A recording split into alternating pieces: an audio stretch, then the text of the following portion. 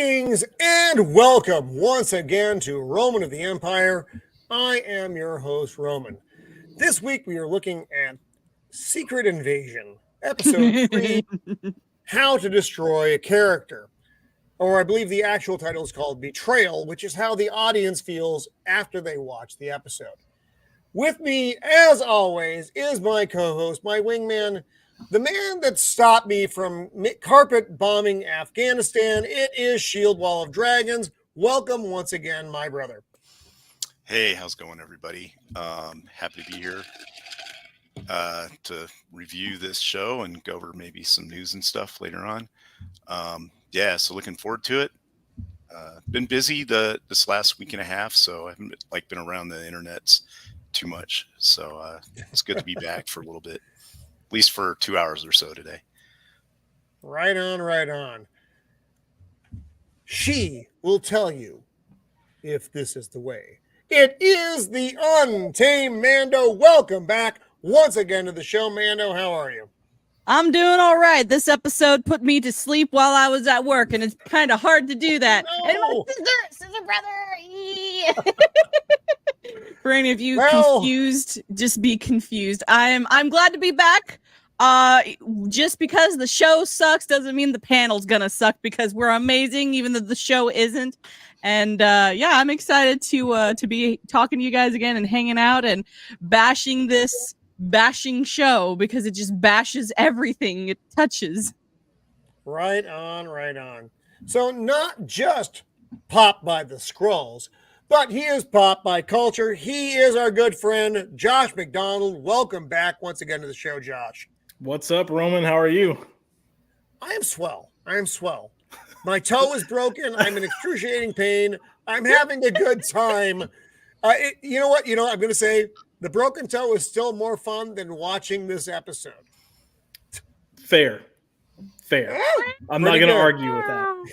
So you did a fabulous 4th of July episode. That was just brilliant. And I want to thank you from this veteran's heart for that. That was so good, and you embarrassed me quite a bit. My Mrs. of the Empire, she was watching, and she's like, "Is he talking about you?" And I'm like, "Yeah." And she's like, "No." I'm like, "No, that's my picture, honey." And she's like, "No. I'm gonna go make some chili." And then she wandered off. Roman, you never told us you were married to Marge Simpson. I always think that you're trying to do your wife's impression. I'm just like, I know. So, and she says, I don't sound like that, but I always say that's how I hear you. So clearly, I have some kind of Marge Simpson filter in my ear, which allows me to hear Mrs. of the Empire. Homer, how could you do this? So his ancestors will sing the glory of his beard. He is Tyler the Redbeard. Welcome back to the show, my friend. How are you? I'm good. I'm glad that stuff is finally happening in this freaking series. It took like 30 minutes into a 40-minute show, the third episode, but stuff is finally happening. What show did you watch? That's what I want to know. Well, he saw everyone episode takes 4. away their own Oh, things. is that what it was? Did I skip the one? Yeah, Probably. He was like, I thought we were watching Mission Impossible 3. Yeah, Right. No, it gets interesting at the end. It just it takes a while. It does get interesting. I was telling Mando before we got started, this was my favorite of the 3 episodes. And then she threw back at me that the last episode, British lady was torturing Skrull. I'm like, oh yeah, that's actually my favorite part of the whole show. I would have still said, my favorite part of the show. I would have said this was my least favorite episode. Really? Yeah, we'll get into it. Okay, we'll get into it. We'll get into it because there's a lot. Guys, they're all just awful. Okay.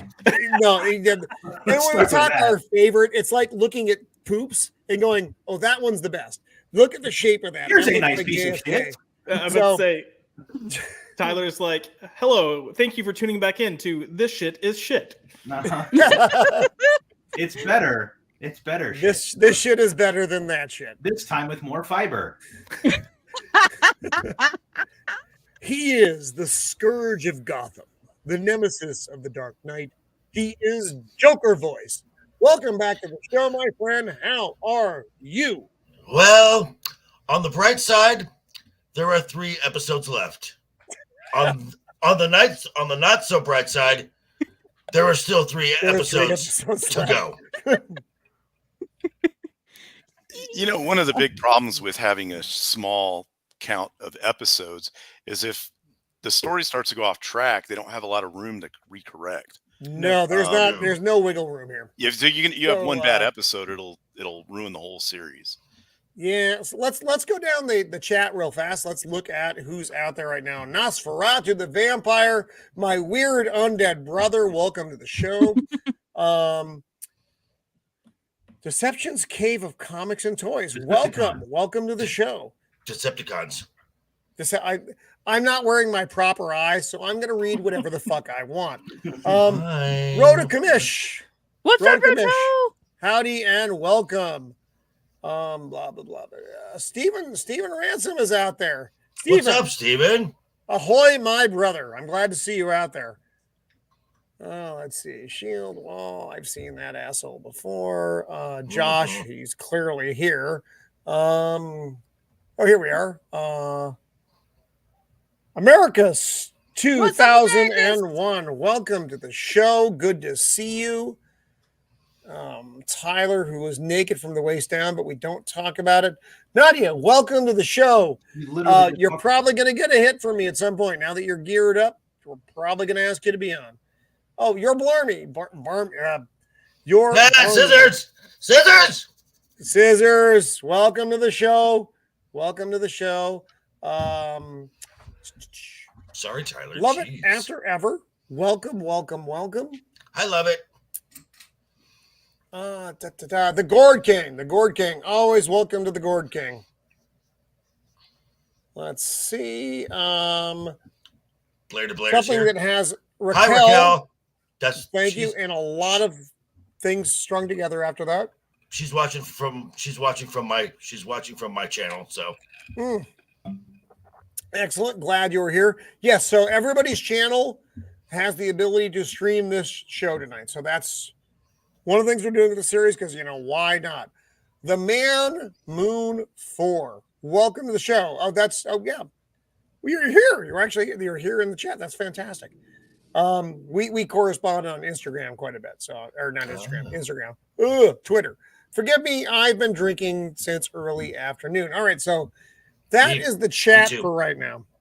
Blair's down there. So we're going to dive into this thing now. Just prepare yourselves for. And by dive, strap in. Yeah, it's not good. We're going into the shit pile looking for the pony. Yeah, the shallow end of the shit pile. So be prepared. All right. So Sam. All right. Hey, welcome to the show. What's up, Sam? All right. So we're going to dive in right now. We go back in time. And we're in 1998 something. Or is this I thought it was 1998. Yeah, 1998. It is. It's 1998. Right. Okay. I actually have no fucking. No, So it's 95 is when the whole thing happens, and then. So this is Nick Fury meeting up with who is clearly his future wife in some fucking coffee shop. You can tell because it's de-aged Nick Fury, who looks glorious. I fucking hate the de-age of Nick Fury so much. He looks, and they're discussing basically her appearance because he's like, "Hey, your new face is like," she's like, "Beautiful." He's like, "Hey, you and I aren't allowed to get together because you work for me," and she's like, "I don't exist. I don't work for you." And he's like, "Why did she talk like Marge too?" Look, I'm doing my best. This is Roman's impression of every female. Was it he said something like he said something like, because we work in the same yes division or something, and he said, "We don't exist. I don't work for you. We don't exist. Just because you're off the books, you do exist." So there are a lot of things in this episode which are very questionable. So this is how he meets Mrs. Fury, future Mrs. Fury. And then this scene doesn't last very long, but then we jump to the present where things are not very good almost immediately. Remember the last episode? Nick came into the house, he put on his ring, and Lady Skrull, who was cutting vegetables to make Skrull stew or whatever the fuck she was making, gives him a big kiss, and you realize, oh, fuck, Nick's married to a Skrull. But this is where you realize Nick knows he's married to a Skrull. This isn't... Right. Right. Last episode we were like, did he know? We had no idea. Well, because that's also the same Skrull, the woman that introduced him to Gravik. Yes, G-Man. Yes, so now we're in modern times, and she's like, "Fuckface, you've been gone." You because he asked her. He's like, "So what's up with you?" And she's like, when you died the first time, when the blip, which I fucking hate talking about it in that context, happened. I was a widow and I wept, and then you came back, but then you left again to go voluntarily. To Spain. And he's been up there for years. I thought she was actually kind of zipping back and forth, but no, he's just gone being a to her in a asshole. long time. And she says, you know what I became while you were gone? I became me, the me before you met me. She was certain implications. She was such a fucking cow in this scene. She is such a cow. Like, bro, I understand her from a certain perspective. The man you married left you for almost 10 years. Like, well, you knew he was dead for 5 years, and then he comes back and he's like, deuces. I'm out. I think and I'll she's go like, to space now. The hell? What the hell have you been? I moved on. I have a life now, bruh. Like, I watched the View. Oh God. And so like I understand her like being upset, but also like, bro, she a bitch. I felt she was maybe, but here's the thing though. If let's say Roman of the Empire comes home from deployment after a couple of years and then decides, hey honey, I'm gonna voluntarily deploy to the Middle East for another few years. And then I come home. I'm not expecting probably a very good reception. Exactly. Right. But this goes to further, degrade the character of Nick Fury, is all this is doing. It's saying he's not only a failure, he's a bad husband. Right. And I keep forgetting, like, is he married in the comics? Because I never remembered him being married in the comics. I don't remember that at all. I can't remember. There may have been an iteration, but I can't. Well, proper Nick Fury or this Nick Fury? Either. I don't remember there being any iteration of a Mrs. Fury. Now, I know some of the deep nerds out there, and the deep nerds, if you're out there, I'm talking to you in this angle because that's the way I look at you. Let us know, was there a Mrs. Fury somewhere in the deep dive of the comics? Because I don't think there was. Where's Pops? Yeah, exactly. Where's Pops? So the first two episodes, in case you didn't know, Nick is old, and he's old. Mm-hmm. And he's decrepit. He's not just old; he's decrepit. And then, this episode, not in case you didn't get it, he is useless, and he's a jerk. That pretty much catches you up. But also the thing is, like, he's never portrayed himself as anything other than somebody who was always 3 steps ahead of everyone else, and he was the smartest and the bestest. And I hate the explanation for that later on. Has anyone We're else gonna get noticed, to that, and I fucking hated it. Has anyone else noticed a trend that writers in Hollywood have been doing for the last couple of years, where if you're anybody that's older, got to be a man, Solo, of course. Indiana Jones, past a certain age, Nick Fury, you're a washed up loser. Yep. Yeah. You have no redeeming qualities. You might have been good when you were young, but now you're washed up over the hill. You've got regrets in life, and you don't age with grace. You're a deadbeat dad. You're incapable of doing anything on your own. And Decepticons has a comic origin check on that, Roman. Oh, okay. But Really? yeah, so that I just see that these current writers, I guess that's how they see old people. Yeah. They have Almost certainly. to. No, they don't. They think if you've reached, I think it's good. And maybe we're just in the millennial age of writers or the younger the Zoomers. I don't know. I think that's what it is. Is that Probably. I'm a man of a certain age. I think I'm older than most of the panel. I was born in I don't see 92. myself as being useless just yet. No. If they brought me back into the game right now, I know exactly what I would do because what's going on right now in the game is not what I would be doing. And you can tell because the game is failing. So this portrayal of older characters like Han Solo, like Indiana Jones, and now Nick Fury, which is we get fucking 6 hours of Nick Fury failing. That's not good. It doesn't send a very good message, especially like younger viewers who are watching. Hey, you know your grandpa? He's a fucking loser. He's past his prime. He's sitting in your kitchen reading the newspaper and eating his waffles in the morning because fuck, he's done. He's a piece of garbage. But whatever, it's fine. It's just one of those things where I'm technically within the millennial age range and whatnot, but I don't really consider myself a millennial because I was raised by my grandma and she taught me common freaking sense. And so it's just one of those things I feel like, and I don't know if it's just all on the millennials. I think there's some that's funny. I think that somewhere along the lines, someone told millennials, hey, as you grow older, you become decrepit and you're useless. Because I feel like it's not just a millennial mindset though. I feel like this is kind of one of the pitfalls of a lot of the up and coming generations. They're like, oh, well, we're better than the generation before us.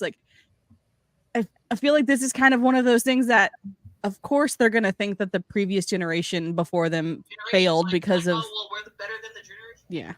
Yeah. I don't know. Thanks. So it's like I said, for a man of my age watching this and watching what they've done to Nick Fury, I find it mildly infuriating, just mildly.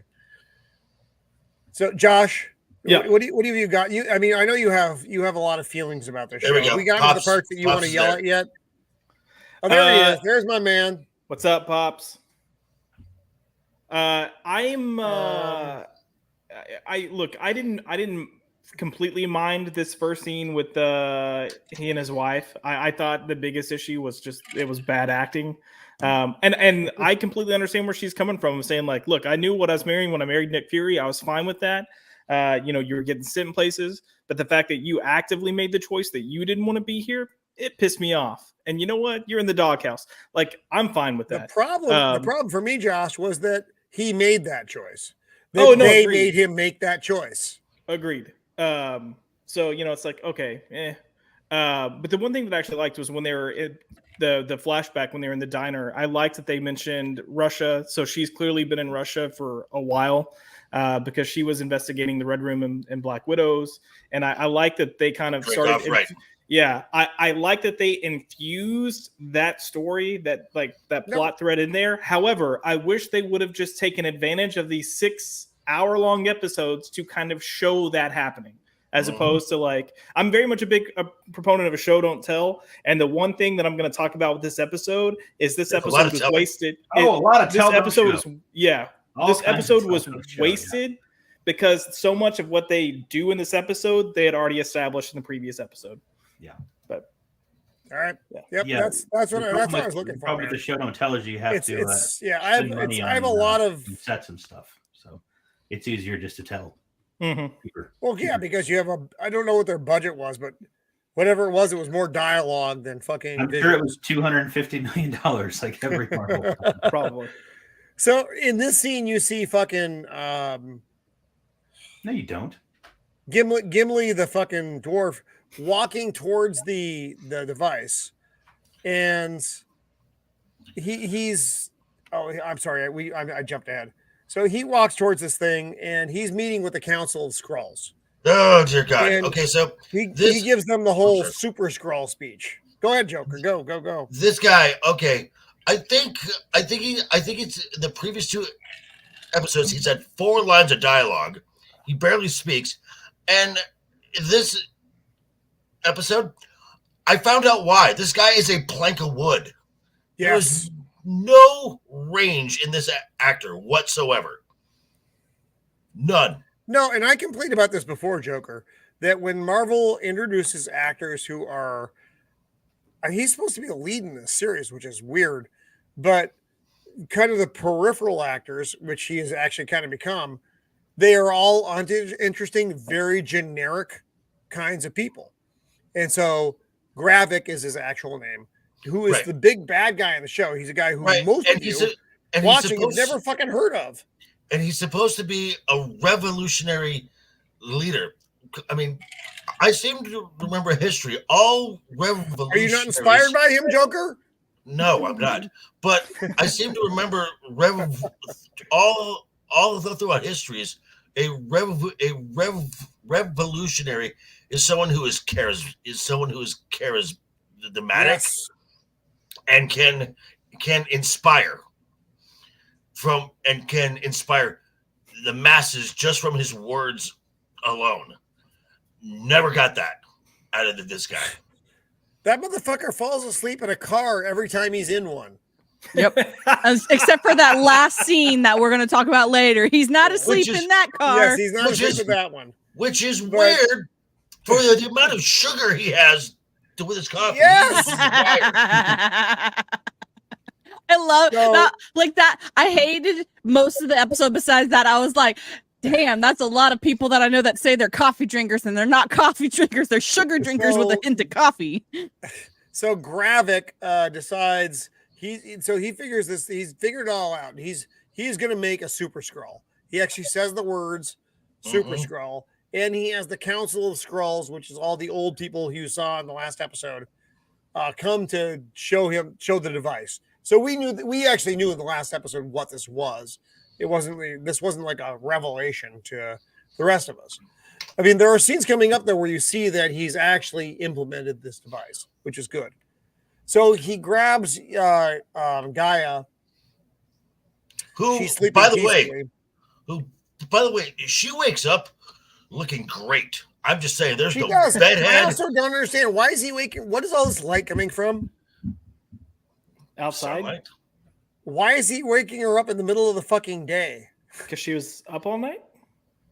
So is that it? Because I am Maybe. because he wakes her up. She's sleeping like on a gurney or a desk. That's a desk, actually. That's a desk, yeah. So his number 2, she is number 2, or where She's is up she there. in the hierarchy? I think she's like 3. She's up there. So I they think she's don't have viewed as, like, proper sleeping accommodations for their leadership of the fucking rebellion. Here's the deal. I've slept next to a desk. I've slept slumped on a desk. I've never made a desk into a bed just because, though. And I've slept in some fucked up stuff. So I found this. I'm like, that's your number 1 or 2? What the fuck, dude? No wonder she rebelled against you. But honestly, the lighting in the scene is really cool. It does look interesting. This is like the best shot scene of the whole of this episode. Agreed. I don't think she's his number 1 or 2. I just think she's considered like a leader. I think he's got a full arsenal of people ahead of her. So She's like part of the inner circle. Is all. Yeah. Well, I know what her purpose is. Her purpose is very specific. But I don't. Does she? She obviously doesn't understand her purpose. Right? Am I wrong? Come on, work with me. Hey, Cajun. I don't know if the writers understand her purpose, to be honest. No, They Yeah.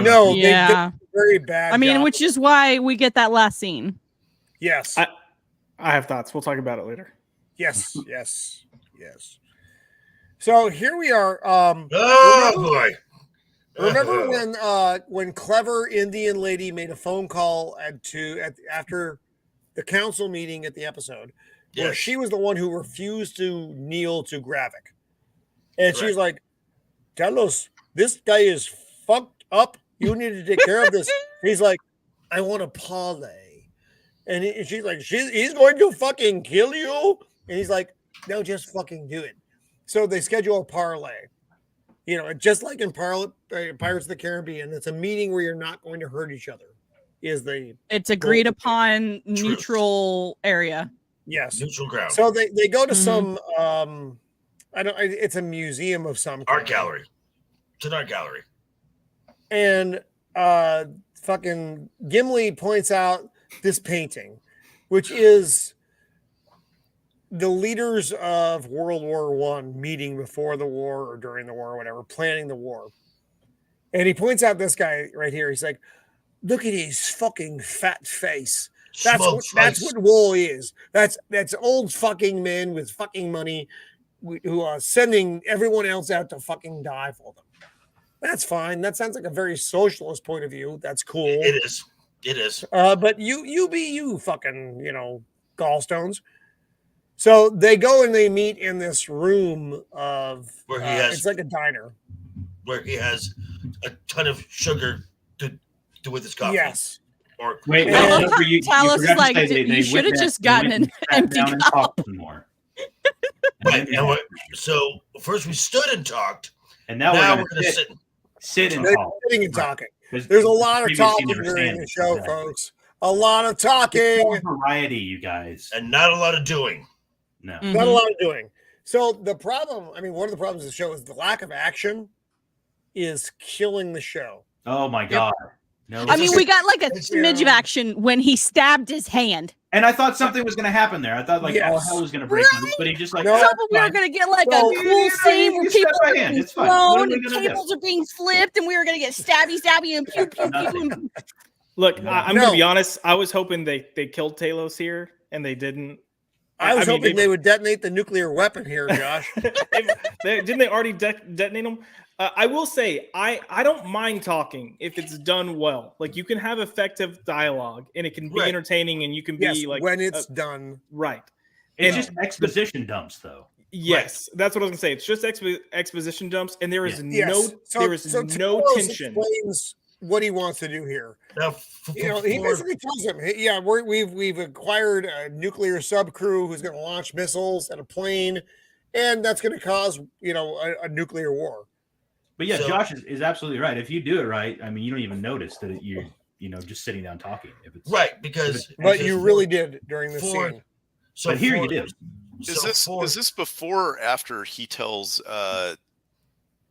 midget chick what his plans were, and she after this was after. So she's messaging her dad like, hey, they're about to blow up the thingies with the nuclear thingies and do something about it, blah blah blah. But he doesn't know that yet because he hasn't gotten the phone yet.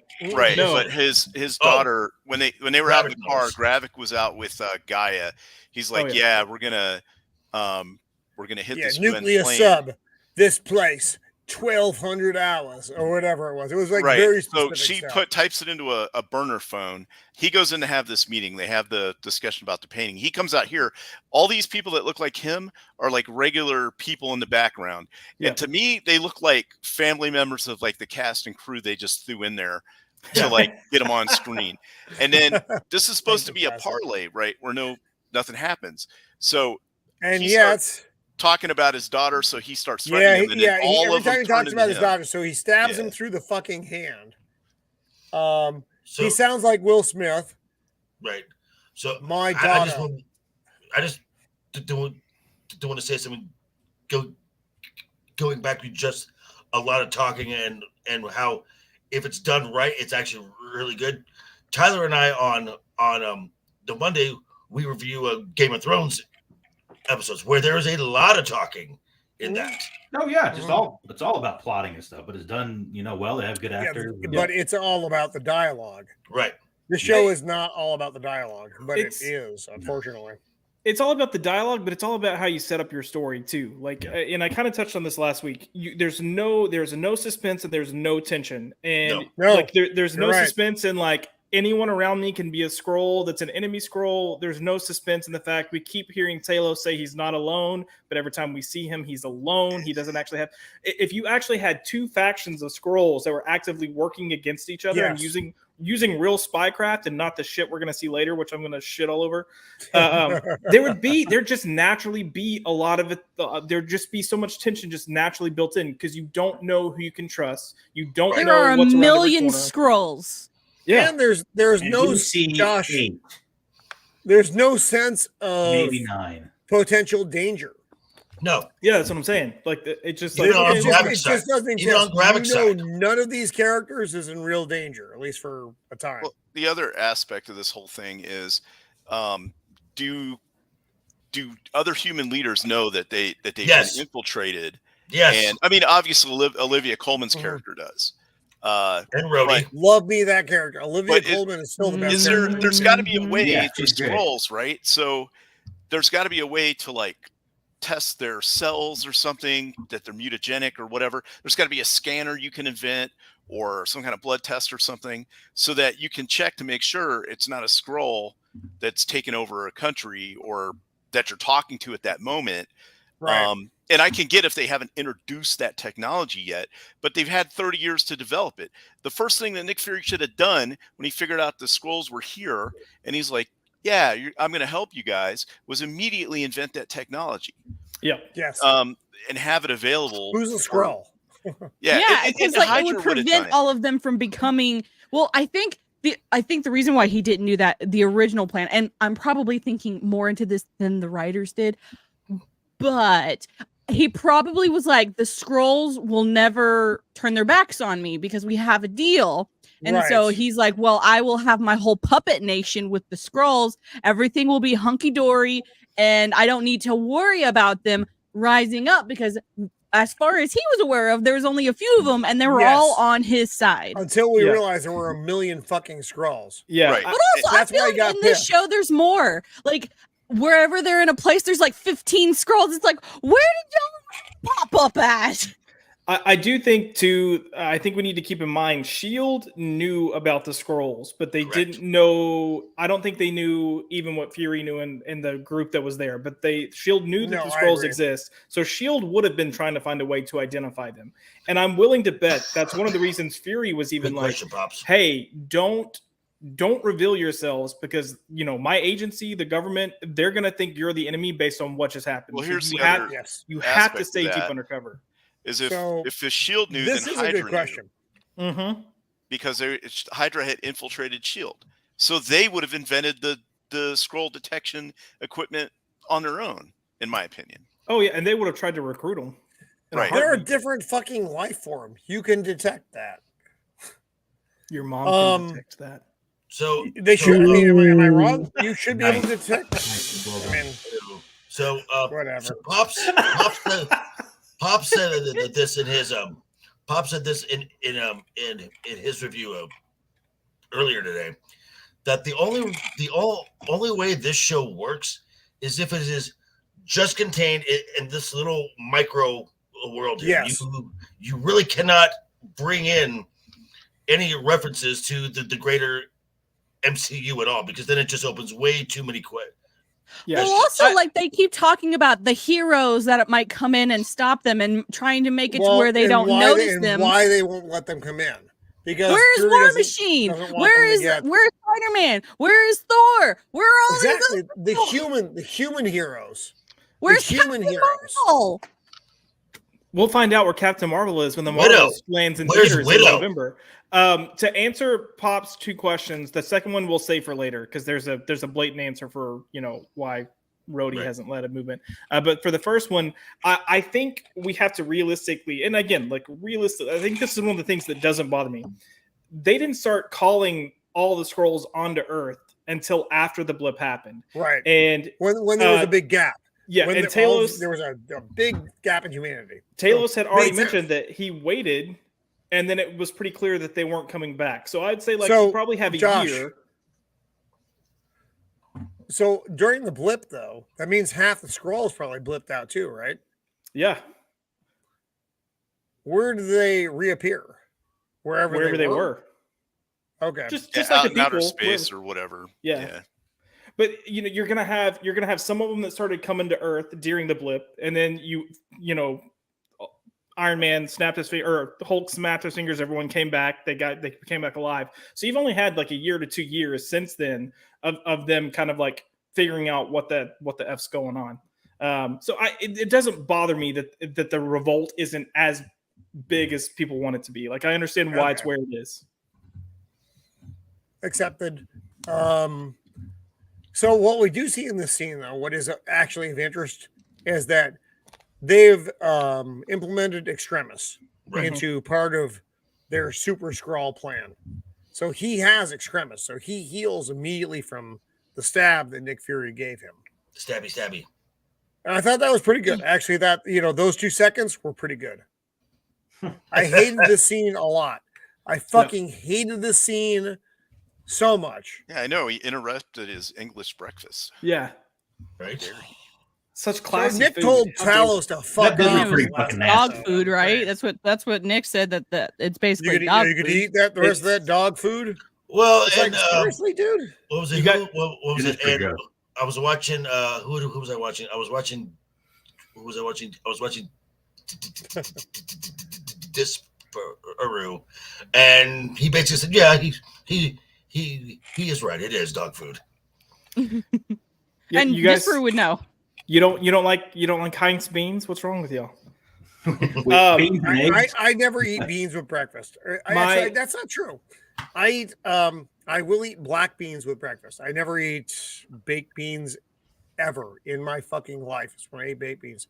But if I'm doing like an omelet with jalapenos, tomato, I'll throw some black beans in there. I know it's a little bit weird, but that sounds tasty. Actually, so baked beans never ever in my fucking life are on my fucking plate that I'm eating from, though. Just in case. Beans and Franks and beans.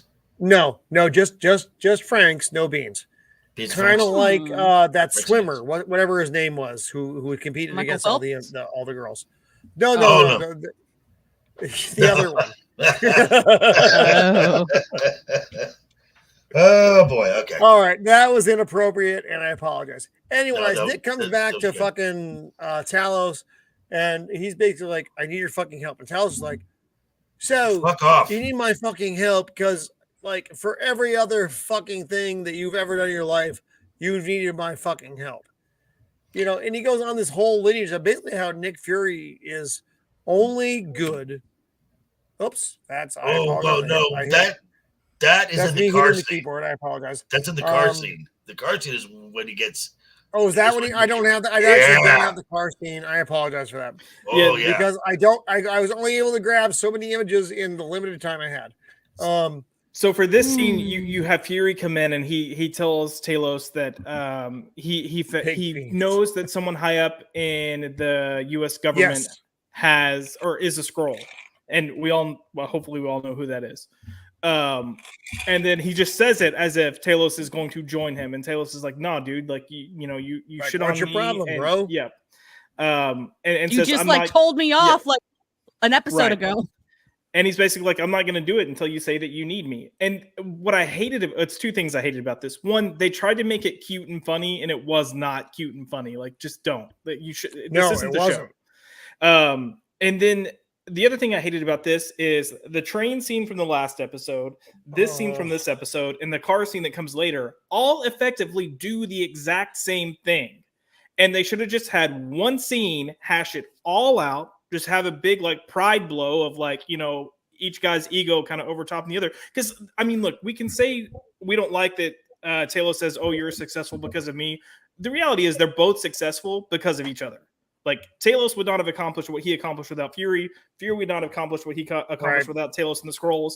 But it's such a like melodramatic way of how they wrote these scenes. What's up, Boosh? Mm-hmm. Boosh. Oh, and Zach. So, Oh, Zach, what's up? Welcome, buddy. Also, to be fair to And Talos in that Zach. car scene, is Hello, he doesn't sir. retort back to Fury about how you wouldn't be where you are without me and my Skrulls until Fury kind of gets on him a little bit about not helping and stuff. And that's when he's like, all right, let me lay it out for you here. You think you're all like special and stuff, and you wouldn't be near as where you are in your career if it wasn't for us. Yeah. But I think Nick should have turned around and be like, well, I was smart enough to utilize you as tools to get the job done and make you my asset. So they were both right in the end. Which is way more the most compelling dialogue I've ever heard on TV before. It's just amazing stuff. Just I also hate. Please drag this dick measuring contest out for 3 more episodes. I can't wait. Right? I can't wait. I hate Nick Fury's face here too. Look at those scars. Look how deep they are. Hey Roman, do you want to know how he got those scars? I know how he got those scars. It's a kitty cat. That's not accurate by any measure. That is so fucking wrong. He got it from a pussy. Also, he did. We missed an important point. After their meeting that he had with Gravik, when they leave, Talos is bumped into by this old English gentleman who drops something and says, "Oh, you dropped this phone, or this is yours." So he takes it and looks at it, and that's how he gets the information about the sub. Right. Yeah. And that's his daughter gave it to him. Yeah. She then Gravik comes out, sees this old British guy walking away, and he tries to follow, but there's like a van and another bus or something in the way. And then when he gets around the other side, it's Gaia waiting by the car. Mm-hmm. But so you know that it was her that was in the shape of an old man that dropped the phone. But it also puts the seed in your head that maybe Gravik suspects her of. They've been putting those seeds throughout all of the whole season, right? But it's an important scene because it shows that he knew that old guy there was something fishy about him, but then he just disappears and now she's there. So it's kind of a way for the audience to figure out that this is how Gravik is kind of catching on to her, maybe. Well, I mean, even there's the scene where she was sleeping on the desk when he woke her up. He made the comment that the guy that they killed, the guy that was the American in the last episode, that he had no idea about that safe house. And he says it to her like, only a few people. He's blatantly saying like, I suspect you. Fucked. And it's like, if I were her, the moment he even like verbalized he had a suspicion, I'd be like, all right, I got to sneak out now. Like, no, she made up a thing there. Like she said that, he would make an educated guess under that kind of torture. Right. He would just guess, and he got lucky. You know, I still think that'd be too close for comfort. And like if I were a real spy, I'd be like. And then he said to her, "Well, what would you have done?" And she said, "Oh, I would have lied." I would have lied. Yeah. And then she says, "I'm a good liar." Yeah, she says I'm a good liar. So she just dug her own grave with that sentence. But man. also, it also can put doubt into his mind. Like that's true. Like when she morphs back in from that British guy next to the car, there's actually no way he can prove that it was her. So it just leaves doubt in the viewer's mind and his. But it sets up, some things that come on later. Here we are though. Now we're on a British sub because Gravik's scheme was to set up 3 of the Skrulls to take over the identities of 3 British sub operators and come on, take over a British sub piloted with in key 1950s positions. Technology. I'm looking at the sub though. I'm like, that is not what fucking subs look like. That's like Star Trek sub. Well, maybe like I said, like in the World War II times, that's probably what they look like. No, it even in modern times, it's God, nowhere even that big inside. No, right? That's like way too big. That's nothing like on a sub that looks like this. Yeah. That's maybe a destroyer. That is not any naval ship ever. My biggest problem with this scene is that all of the crew are like in their late 50s, early 60s. They're also wearing hats. Yeah, they're wearing hats. Stupid. You never wear a hat on board. And then this guy is telling the captain of the sub what he is supposed to be doing. Which is now, Roman. So these two key positions, from my knowledge, they're supposed to be far enough apart to where one person can't do it one person can't do both keys at the same time. You mean because you have this? Yeah. Yes. You mean immediately right next to each other? You mean within like, I could just put a key in here, key in and do this, that kind of thing? Yeah. Yes. Like, no, like it's supposed to be a 2-man system for a freaking reason. That's not how they do it on British subs. They do it different. I guess not. So they call, so Nick is now with Talos, and they know that they've got a problem on their hands within the British Navy. So they call, what is her name? Okay, so I just know her spy lady. Okay, so this gal here, she is.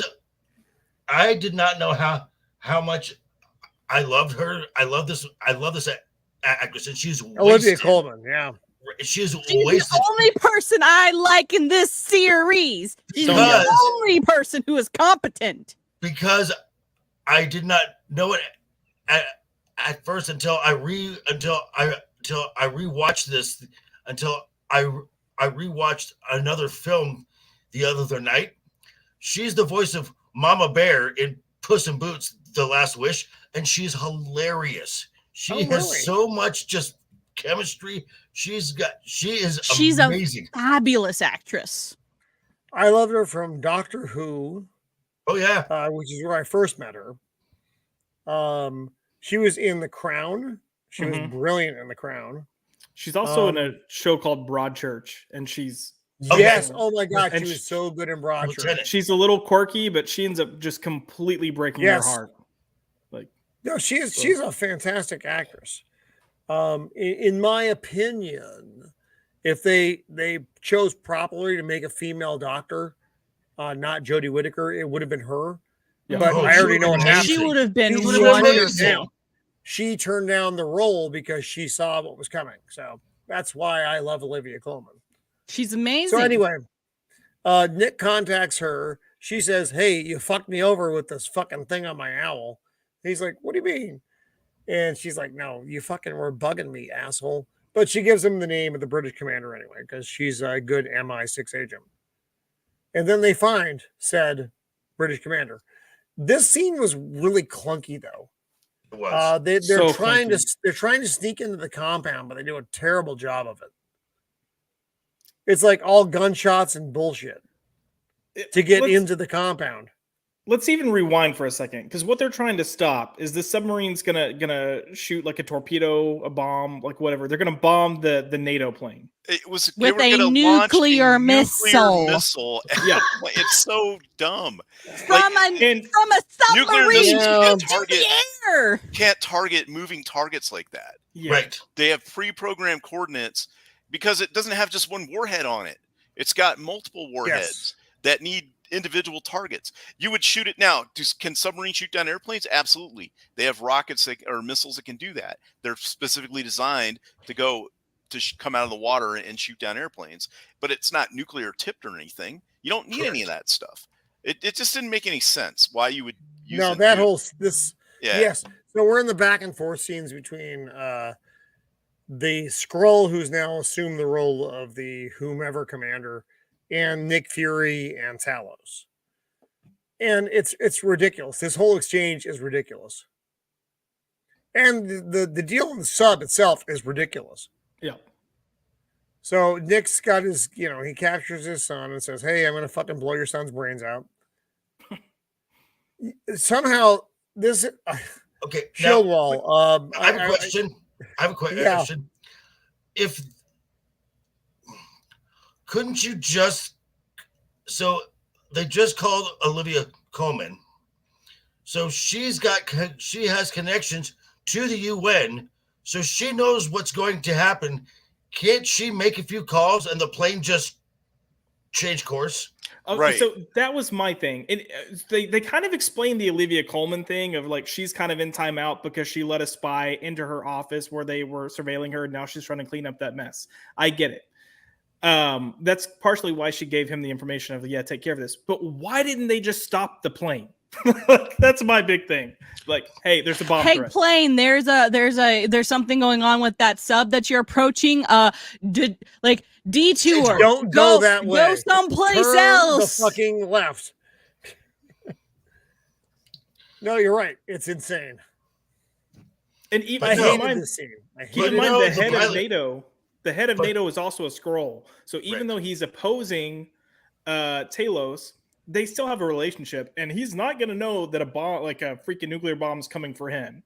So Talos could find a way to try. I mean, I get it, airplane mode, all that shit, but Talos could have at least been like, let me try to reach out to him to get his people to know. Be like, do you know that you're about to die? No? Yeah. Okay, you're about to die. Okay, and so what we're saying is the pilot of that plane is Rickon Stark. He can't zigzag. And Roman, you mentioned them infiltrating this house.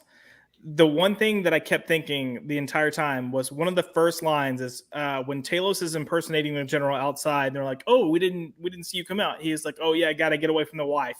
You never see the wife. Nope. No, not once. Where is she? Not once. Well, they didn't. Never mind. I'm not going to say it. They never went to the budget. kitchen. She wasn't worth the $16,000. They never went to the kitchen in the scene. So. I'm gone. No. Oh no. Oh, no.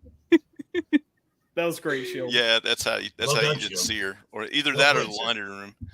Well played, sir. Well played. And then they shoot the guy. Right. Before they get the information, they shoot the guy. He's like, "Don't kill him," and then he's like, "I'm going to kill you." What? Talos shoots him though. It's not even Nick Fury that does this. It's Talos. Yeah, and let's be literally just had a fight with Fury about how you're not supposed to kill him because we need him for the information. If this show has taught me anything, Olivia Colman's character is the only one that knows how to torture somebody for info. Yes. Right. Yes. Right. She is the only competent person in this whole series. Oh, wait a minute. Dempsey makes a good point here. Because Fury still has the pager to contact Carol Danvers. And she can travel at light speed. Or does he? Remember, this show that we're now after the blip. So I don't know if he has that pager anymore. It was still at Avengers. Dempsey, we don't have the budget for Brie Larson here. No, I'll be right back, guys. What do you think we're made of money? Give me a sec. No, it's crazy though to think about like the things that like this show should have shown. Like it is a Marvel show. It is in the Marvel Cinematic Universe. Where is Doctor Strange? Where are the dude with the rings? I didn't even watch that movie, but the rings that Shang-Chi. Yeah, Shang-Chi. Where's he? Where are all these people? Yeah, where's Miss Marvel? Aquafina could have showed up and did again, that's why this show only works in its own its own micro universe here. It doesn't even work. Right. And by the way, so the submarine, do they have to go around the celestial that had come out of the ocean that is still there? Yeah, they're apparently getting to that in future films. Wait, wasn't that in the Pacific? I can't. Or was that in the Atlantic? I don't know. I thought it was in the Pacific. Is why I'm sure the writers forgot that too. Or it's like Southern Hemisphere or something. Just to kind of speak on the I understand the disappointment of not having the heroes in this. I get it. They should be here. Clearly, if you're going to do a show, it's not going to happen because budget wise. But this is, and a lot of people don't know this. This is what was fucking a lot of these shows over is when Bob Chapek was running things, he had Kareem Daniel deciding. So it wasn't even a creative decision. He had some numbers guy deciding what was going to be a TV show, what was going to be a movie, and then what was actually going to come out. And then they just hired people to write it. So you had some schmo over here making creative decisions for this franchise, and this is the result. Whereas if you had a creative person actually making these decisions, this would have been a film. You would have had the heroes involved, and it'd be a very different story than what we're getting. Yeah. Is Namor? Where's Wakanda? Where's Black Panther? Well, isn't that actor persona non grata now? So, yeah, because he got in trouble or whatever. He's in trouble too. Yeah. Well, I'm just trying to throw out any names here of anyone who's ever been involved with the Marvel superheroes. Even like Agents of S.H.I.E.L.D. I didn't watch the show, but I'm not like... We're the Thunderbolts. That's actually, Right? if anything is a prevalent question, that's probably the most prevalent one. Yeah. Because this would be right up their alley. I mean, they gave the response to try to like mull this over with Fury saying like, oh, we can't bring them in because if we do, they're going to start impersonating the heroes and taking the heroes. But why aren't they already? And that's the thing. That's something you can't write off. But look, my thing is, and this is all I'm saying, is you're not going to get it. Like you have your complaint, say your complaint, and then move on. Like saying it every week, people be like, okay, we know, Mm-hmm. we agree. Let's talk about the other shit that sucks now. So the fact that they can't properly interrogate that guy and wind up killing him now causes them to have to call Gaia and say, hey, we in the next like 10 minutes or something, we're going to need you to blow your cover. Right, to blow your cover, Absolutely blow your get cover. the Admiral or whatever that guy's name is, the real guy that they got trapped in here, and go through his memories. So they do this, right? And she's like scrolling through, and all it is just images of his kid. And they're like, put his name in the code. The code name is Raymond. Like any person could have figured that out. And now to get... yeah, that's true. Just look at a picture of on Facebook. Anybody that watched War Games to this guy, Joshua. Yeah. And to get to this guy, to get to this guy, she has to kill a few guards. A few guards along the way. So her cover is blown. She's a dead woman, totally blown right now. The other thing is, I'll throw this to Roman and S.H.I.E.L.D. If you're gonna have a code word to release a nuclear missile, do you think they're gonna let either of you choose that word? No, it's gonna be a long numeric code with numbers and letters and all kinds of stuff in it. Yep, and it's going to be in a briefcase, and there's going to be multiple briefcases. You actually have to read there's also like not going to be just one person who knows the code. Well, like, no, that's what I'm saying. Usually the code is going to, like, there's going to be multiple people with multiple different codes, but a lot of times they're not going to know which code. To identify what their position is. Like, this is the vice president. I can't speak to ships and how they operate, but I can speak to just our nuclear missiles in general around the U.S. Like they will, when they do a launch code, they will send out a code, and whoever's responsible for flipping the switch, if you only need 2 people, there's about 60 people flipping a switch, and you don't know if you're actually the person flipping the switch or not. You just know you have to. And then it's going to take off from somewhere. And just even if you hear it taking off from somewhere in your area, it doesn't mean you did it, because you don't know what your switch and your code went to. Like, it's so, I think I don't expect you to know that much, but at least know that this is retarded. This was fucking stupid, though, Josh. Sorry, Roman. This was fucking stupid. Mm-hmm. No, agreed. I completely agree. This had the potential to be really cool, like a cool spy, like James Bond, Mission Impossible feeling thing. A Bourne show, a Bourne entity or something. Just some sort of spy show. It had the potential to be so cool. Dumped. Especially with like a chameleon person who can literally switch their identity. How was the spy supposed to figure that out? Like, that would have been so cool to really like dive into. But no. They're not going to do that. I will say Marvel has essentially told this type of spy story, and they did it in Agents of S.H.I.E.L.D. They did it in season 4, and they did it. It's 10 times better. It's so well done. And the fact that they could do it so well then and just fuck it up so bad here. Why didn't they just get the writers from that season of Agents of S.H.I.E.L.D. and just use them to write this? They're probably on strike because that was phases 1, 2, and 3, and phases 1, 2, and 3 don't exist. Because it's a Whedon. Right. And also it was also probably successful. all white men that wrote those episodes. Oh, you mean successful episodes? Let's just say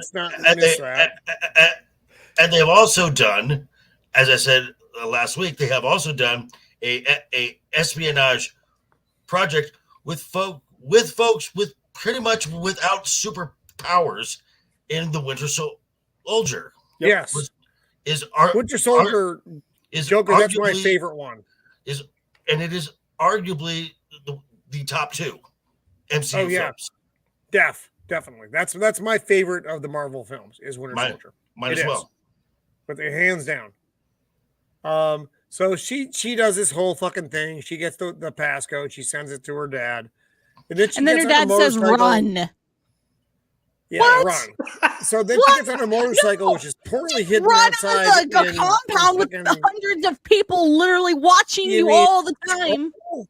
And then she gets on the motorcycle. She gets on it. She jets out, and then down dirt road, a vehicle encounters her, and she ditches the bike. She gets off the bike, and I actually don't have to slide here, so I have to apologize for that. And so, fucking Gallbladder is pointing a gun at her right now. Gallbladder. And because she's going on and on and on and on, you know, how you won't do this because you need me, blah, blah, blah. And he's like, you know, fuck this, I don't. Boom. And shoots her. Like cold-blooded as he could. And then she goes back to fucking Skrull form. Which means she's probably dead, but we all know how death is in most things. Well, I would honestly think that Amelia, in my head canon here, Amelia Clark didn't even get through the rest of the script. It's like, just kill me off in that. I was actually, this was the best part of the show. Yeah, she ain't coming back. When she caught this bullet in the chest, is because I was like, all right, fine, let's get rid of her. Like, you know what I mean? Like all this stuff, not her necessarily, but the way she's written. Yeah. You know what I mean? Right. And to be quite honest, this is not the role for her No.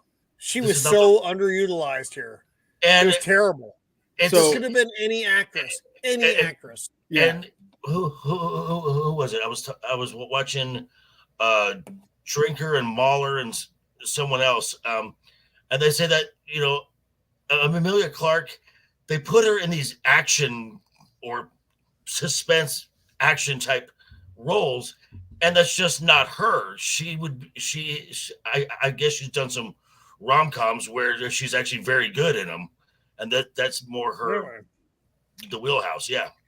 I kind of have three comments on this particular scene. I agree with Shield Wall. I thought it was one of the best scenes in it, and I particularly liked when Gravik tells her turn around because he's going to shoot her like execution style, and she says, "No, if you're going to kill me, you're going to look at me." I thought that was an excellent line. I did too. I like that. It was like the one time this episode that I was like, that is good writing. Unfortunately, you had another 56 minutes of not good writing. And I hated her escape from this because there was no tension. And had they built it up that she was trying to escape and getting caught by people on her way out and fighting her way through and then getting out, and if you had had her struggle until she cleared the gates. That's true. She got out quite easily, didn't she? Yeah. If she had struggled and then like she finally got to the gates and cleared it and then like didn't have anything there for a little bit, and you're like, oh, okay, good. She got away. She escaped. Good. And then let her have like 5 to 10 seconds of her just like riding off in the distance and have him like sniper shoot her. Just right. That would have been so cool. Because then you would have been like, okay, is she gonna make it? Is she gonna make it? Oh fuck yeah, she made it. And then they build you here, and then you're like, fuck you, you bastard. Kind of like the last building scene. tension. Fuck building tension in this. There's no need for that. That's good writing, and we don't do that in this series. Clearly. But go ahead, Shieldwall, because I know you're going to say something. Oh, I was going to say like the last scene in House of Dragons where the dragons are fighting and then it looks like the one kid escaped and then boom, bitten in half. Oh yeah, kind of that kind of thing. Great scene.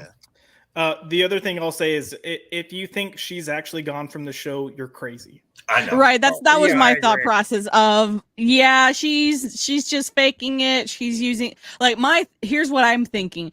She did get shot, but she just morphed herself to make him think that she died, but she's actually still alive. She's just bleeding out and she could possibly die. No, because she's probably got the extremis as well. That's what I don't know if she does though, because she has to go through that whole fucking, zigzag machine to get the extremis. Right, or they'll put her in the thing or something like that. They'll bring her back. Or she's what do you think Skrulls taste like? Pork, chicken? Has anyone ever probably gator, lizard? Yeah, gator or lizard, frog legs. Okay, Yeah, I'm kind of curious, mildly curious. So that was kind of events. Unexpected number one happened, and then we go to this one, where it's That's Priscilla. a nice block.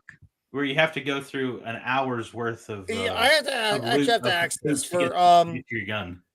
That's the best way. Why in the fuck did she have to do this to get her gun out of a security box? Somebody didn't somebody have a manila folder why? like this in the beginning? I can't remember who was carrying it around. Was it Graphic? Her. It was her. It was her? Oh, okay. But it was when they were like when they at the diner, right? In 98, right? And, yeah, okay. So this doesn't make sense then, because I was under the assumption that she gets the key out of her little key bowl, goes there, opens it up, because the way she looks at it, it's like it's a surprise that it's in there. Like, oh, what's this? Whereas maybe I guess they were going this for was terrible writing. I put this away for safekeeping, and I didn't want to pick it up again because I'm done with fighting or killing or whatever, and now she has to get the gun out. Because I was under the impression, like, my whole thing is that somebody is using her to do something and she doesn't want to do it, and they gave her the key and said, go open this box, and then she was surprised to find what's in there. Yeah, that's how I took it. The way she acted when she pulled all the stuff she out. Called the guy, so yeah, that would make sense. That's how I took it too. Also, I'm wondering if the envelope is an identity. Maybe. Well, I thought the only thing in there was the gun. You she got it out of the bag. Yeah, but that's what it was in the. It was in the bag. Right. The gun was in the bag. It was like the only thing in there.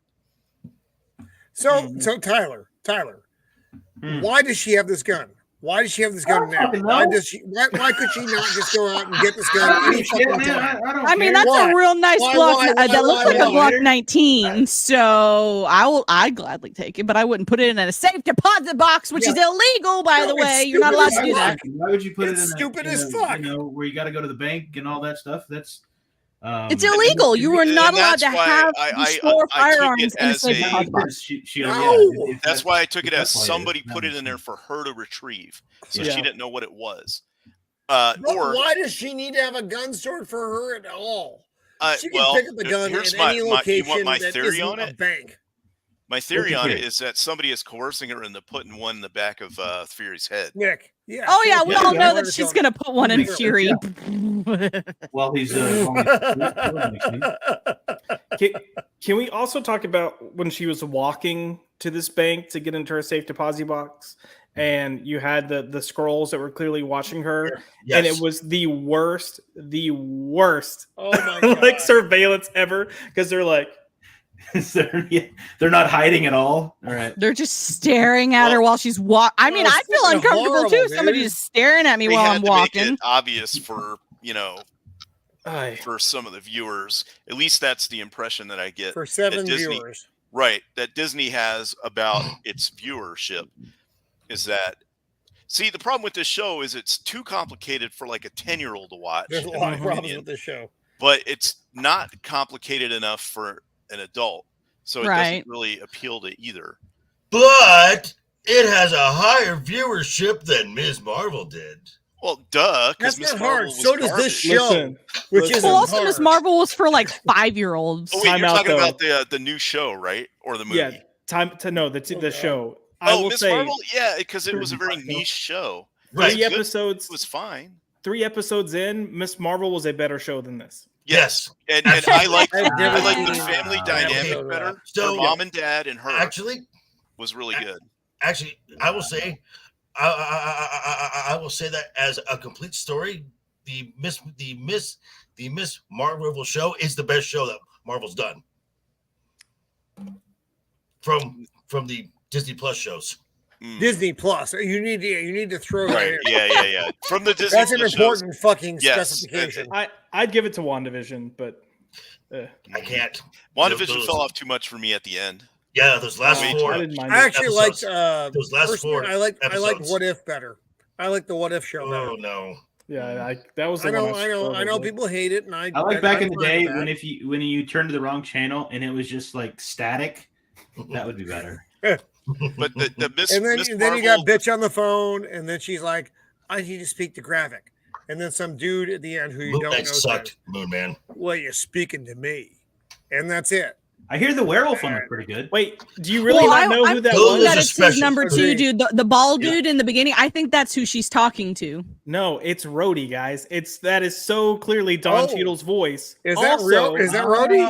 That I would explain brought- why he's in the previously, because they mentioned him and didn't show him anywhere. And I didn't pick up on this until this episode. I'm kind of mad at myself. But in the last episode, Rhodey calls Fury Nick.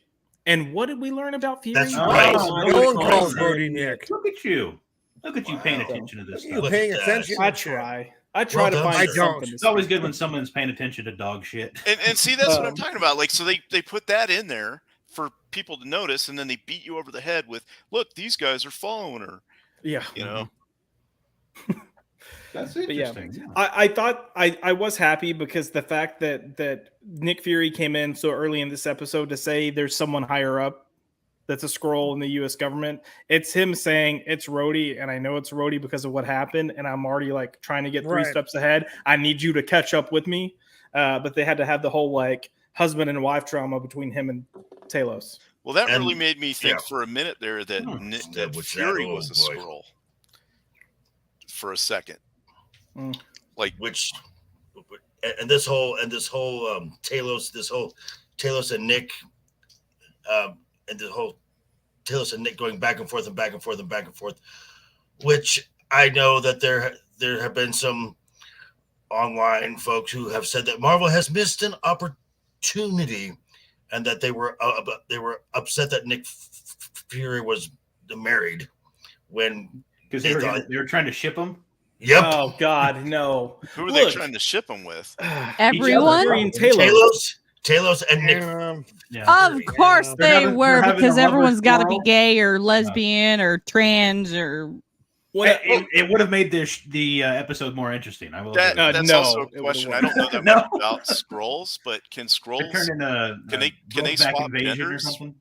when they change? I don't know. Yeah, I don't know. yeah. If That they was a did question we change. asked last week, and I No one No, knows. we didn't know if they'd have the same anatomy. Yes, they can swap genders because they did it in the Captain Marvel movie.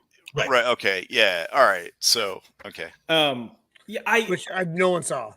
I hate this whole idea that straight guys cannot be really good friends. Right. And I hate this idea that like people in this day and age refuse to believe that these two guys that have worked together pretty much Yeah. undercover for 30 plus years can't have a like, I don't want to say loving, but like a loving kid. Like they care about each other, a Right. platonic, not- a yeah. close No, a platonic close relationship. but they're not fucking homos. Right. And I'm a homo saying that. Like, come on, people. No, I have friends who I've known, who have been both military and then cross over to civilian comrades, who I love as brothers, Yeah. and we actually embrace. You know, I'm not even ashamed to admit it. We embrace when we greet and when we part, because that's You guys the like have your pants relationship on the that we whole have time, or? developed. We're just, According to the writer requirement? of the show, that you don't. well, apparently I Yeah. We But no, hug I and mean, then we put our it's pants just- back on, and then we go about our day. Yeah. And I will say that because Roman Gibbs great at hugs. I do. Hey, I'm a good Josh, hugger. that's actually a good point about the two guys just being friends, because they have women and they're just friends all over the place. Right. Like the plot of the Marvels is that, Yep. That's interesting. For fuck's sake. So let's take a look here. We're gonna dive into new horrible things, Oh no. and you're gonna hate me for this. So we're gonna look first at Comic-Con San Diego, and I'm jumping down to a paragraph. This is brought to us by the San Diego Union Tribune, so you may get credit for this. This is your story, but it talks about the next studio that drops out. DC also isn't coming anymore. Right. So on top of DC, it's HBO, Netflix, Marvel, Lucasfilm, Universal, Jesus, Sony, Disney. Is anybody going to fucking Comic-Con It's this year? because Nope. who's going to be on their panels? Like Well, the, yeah, because the accountants. Because of the yeah, strike. Yeah. because of the Yeah, because of the strike. and there's Exactly. also the pending actor strike too. Right. It's not pending. It's in full effect right now. And that's the main reason they wouldn't have any talent there. What are you, Yeah. you gonna get the accountant for the show on to be Oh, on? let's So bring it- you've killed the thing of it is, and none of these people are thinking about that though, is you are now killing the restaurants, the hotels. Mhm. Right. You are killing the small businesses that Right. actually depend on your bullshit business. Is this the first That's what you're Comic-Con doing. since the pandemic? No, No, they no, did this one is in- the third Comic-Con since the Yeah. pandemic. So they had Well, one I in mean- 20 and Or 21? the second. No, they had No, 2021. they had one in 2021. I didn't go 2022 and because Okay. because they Oh, decided they 21 wanted to was the do first one. face fucking Yeah. No. shit. Um, And I was like, fuck off. now, if- And then Isn't it still a big deal though? I mean, because the studios is like a small part of it, right? I mean, I've never been to that particular Comic-Con. no, but no, I've no. gone The, to Hall the, H. the Hall H stuff is a it's big all about deal, Hall H. Josh. Yeah. It's all But about Hall no, H. it's not though. Comic-Con takes No. up the entire fucking convention. Right. center. Yeah, there's Comic-Cons all over the It's country. huge. It is huge. That fill up The convention convention centers center everywhere. stretches for blocks and blocks and blocks, and Yeah. you walk all that shit. Now, But Hall I also H is where the Big the titties magic are. is. Publicity stuff goes, but yeah, I mean, a lot of people go and buy comics and dress up and stuff like that. Just like Now- every other So- con. Yeah. I also think that this is also becoming a part of the studio culture because Disney has basically their own Comic-Con. They've got D23. That's true. Yeah, that you can Lucasfilm. control, That's not Comic-Con. It's not Comic-Con. but you I still get did- the same idea. I didn't say it was, but I'm saying I'm saying it is completely theirs. So they Yeah. don't have to share It is, any but space. normies are not invited to that. Normies go to Comic-Con. Regular people, anyone can go to Comic-Con. Okay. D23 is that? What the fuck is that? I Have you, agree have with you you. gotten your I- tickets for that? Have you I seen mean, it's tickets for that? definitely a safer bet to go to your own Comic-Con thing and something you have your own. You know, you have Because control Lucasfilm over all has- that stuff. Because Lucasfilm has Star Wars Celebration in it. Yeah. Swell. And then also you have the prime spot if it's your own. If it's Comic-Con, you got to battle it out with all the other studios and stuff like that. So, but Yeah, I'm- but Comic-Con everyone goes to. That's the thing. It's a giant fucking event, especially San Diego. San Diego is the event. I of don't the think year. I don't think it is though. I mean, because after I they think come you're out- wrong, hold on, Tyler. hold on. I don't think you After- understand how big the event is. Yeah, Hold it's on. massive. After the trailer comes out, I mean, it's online in like an hour or two. But a I don't think lot you of have to actually so- go to the event. So when you were having like these big panels, these big shows, you're seeing 30% of the stuff they'll Correct. move to online. There's a lot of stuff that like teaser reels and stuff that they'll show that they Yeah. don't release online. So that is kind of like the But they're draw. still online if you know. right, and there's also look around. now San Diego is the mecca of all Yes. Mhm. Comic-Cons. Yeah. Now, Sure. but there is still, but there's still MegaCon. There's still the Dragon Con in Yeah, Orlando. they're all the other cons. Yeah. But honestly, they're It's- kind of the retarded cousins of Comic-Con, though. No So- one cares. So when you've got all these other cons, they're just considered local Comic Cons, and yeah, they might get some decent talent coming in. San Diego and New York, but New York doesn't get as big because Yeah. they don't have the space. They are Still New actually York, yeah. international Comic Con, so they purposely bring in media from all over the world to cover this, Correct. and because they're doing that, your studios put way more money into it.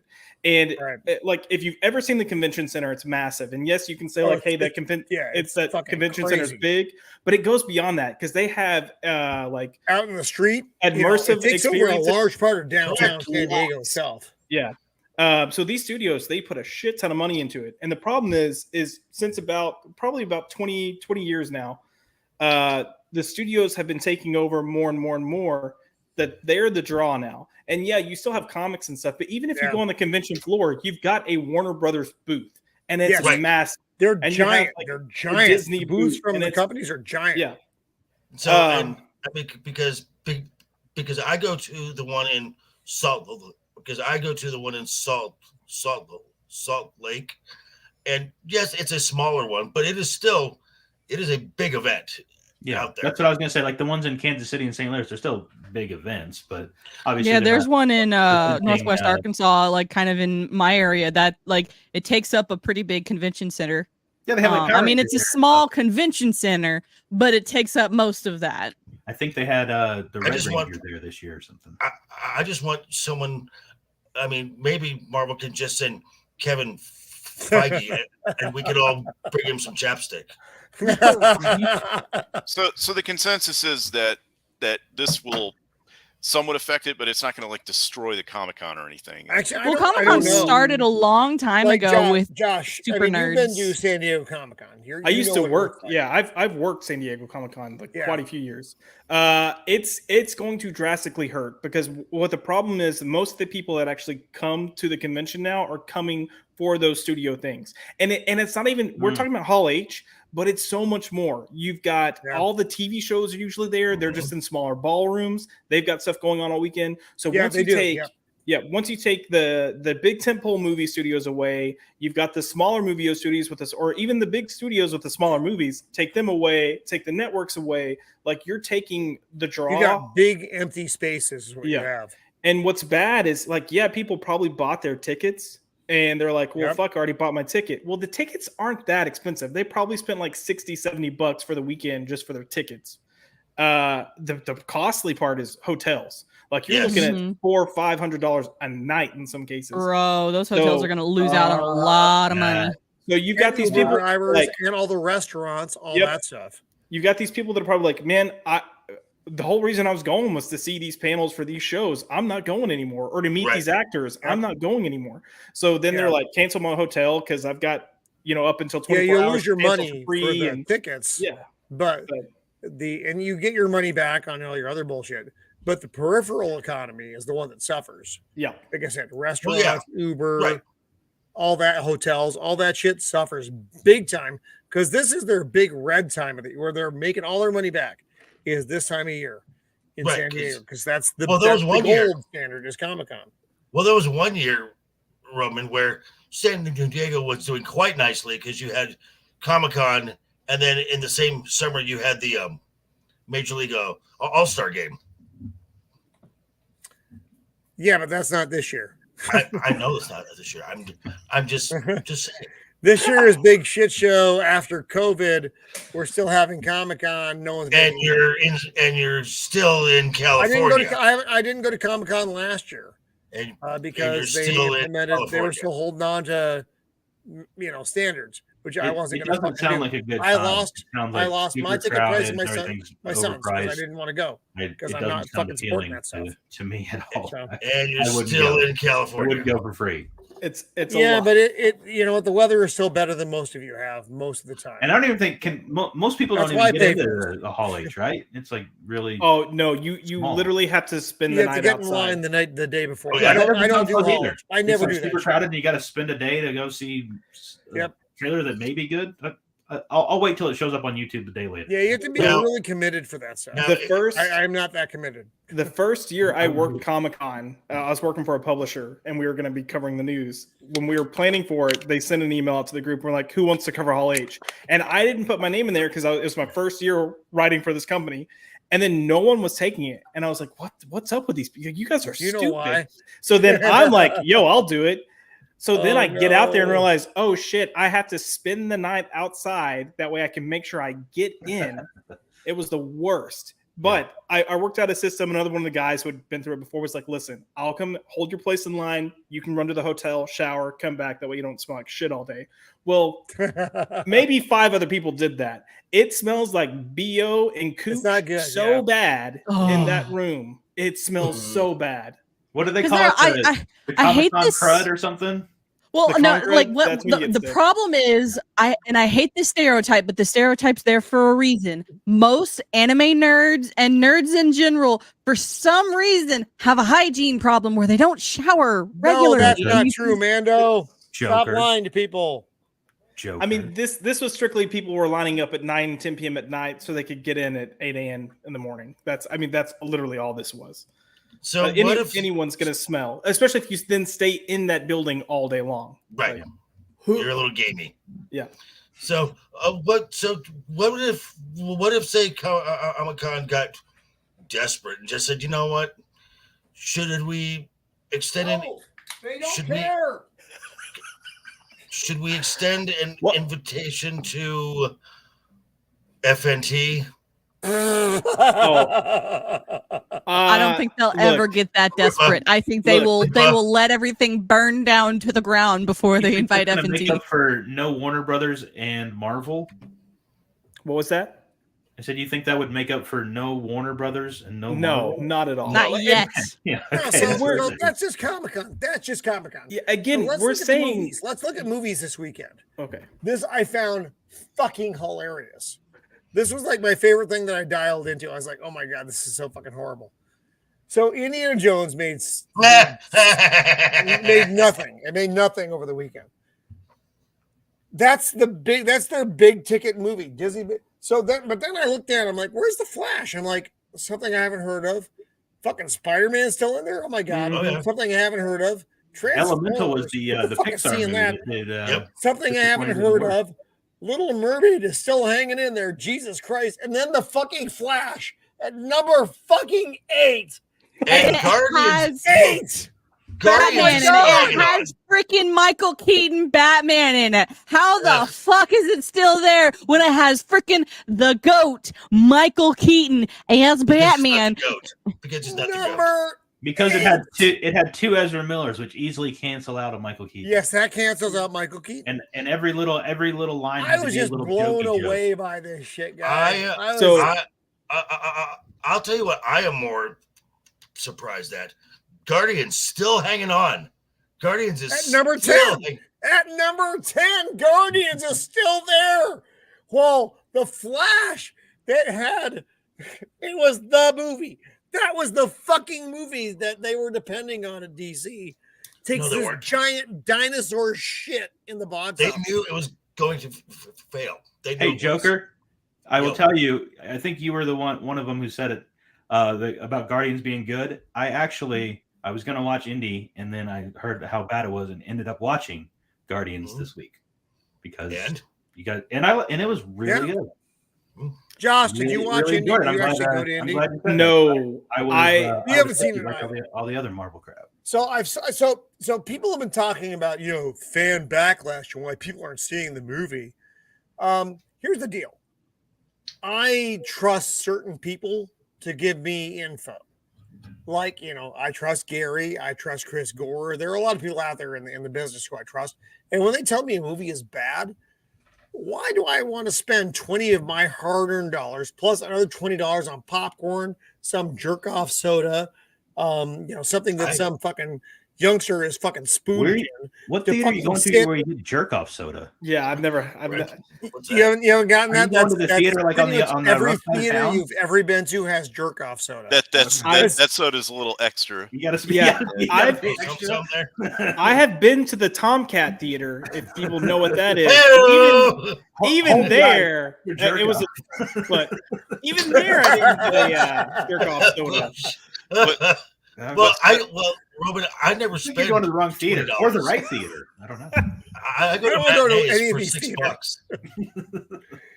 So anyway, I agree, Roman. If people you respect say that, I mean, you're just going to kind of no, because it is. I will. It's like if they're like this movie is great, I'm like, okay, I'm going to give it a chance, but my circle is pretty small of people who I actually trust in the movie business. And that's actually why I went to see Guardians, was because everybody said it was good. Right. Like our circle, I don't go to Rotten Tomatoes and they say, no, we have a 97% rate on why this movie is good. I look at what's Gary saying, what's Chris Gore saying, what's also saying, word of mouth. The that's those guys are the guys I trust. I don't think anybody's going to Rotten Tomatoes for the. That's what happened to. That's what helped Guardians was word of mouth. I was not going to see it until I heard it was good. If and it's then good, I went. You'll go. And right. And also, Rotten Tomatoes is a totally compromised site. It's completely. No, it's a horror site. It's completely worthless. So whores go to fucking get their movies made. I will say though, when you have, and this is the only thing I'll say to Rotten Tomatoes, when you have the critics saying something's bad, and then you have Right. the YouTuber saying something is bad, you know that's a big pile of dog shit. That's a big bad. Oh, Yeah. it's And true. the other thing There's I'll very say, little that can bring them together. Well, okay. So as far as the critics go, I look at the top critics score because those are the folks that are pretty much safe, and Disney or whoever can't influence them. The trend that I usually saw with especially Rotten Tomatoes is the professional critics would say, "Oh, this movie's garbage. It's not any good." You'd go see the audience score and it'd be in the 90s. You go see the movie and it was a good movie. Like and Mario. then, or Yeah, they would say that's a good gauge. the That is a professional good critics gauge. would say that it's a great movie, it's awesome, and the audience score would be bad. So let's take a look. I'll pull it up now. I'm kind of curious to see because I don't know what Rotten Tomatoes says about Indiana Jones. So usually that meant 85. the Like audience 85, score said it was 88%. bad. That meant that it was bad. But if both say it's bad, that's a bad movie. Mhm. But you can't even trust it anymore because they're culling ratings, and there's bots, and there's people And they're doing changing their stuff to it. algorithms all the time. Changing their algorithm, yeah. So you just Okay, can't tell. so let's take a look at the wow. Look at this. So it's actually still not great. Now I think that's wildly inaccurate. So 68 on Really? the Wow. professional side, 88 on the fan side. Do a click on Wow. 80 fucking 8? Okay, Really? well, Roman, go back to that. Go back to that screen you just had. Okay, and now click on the 68,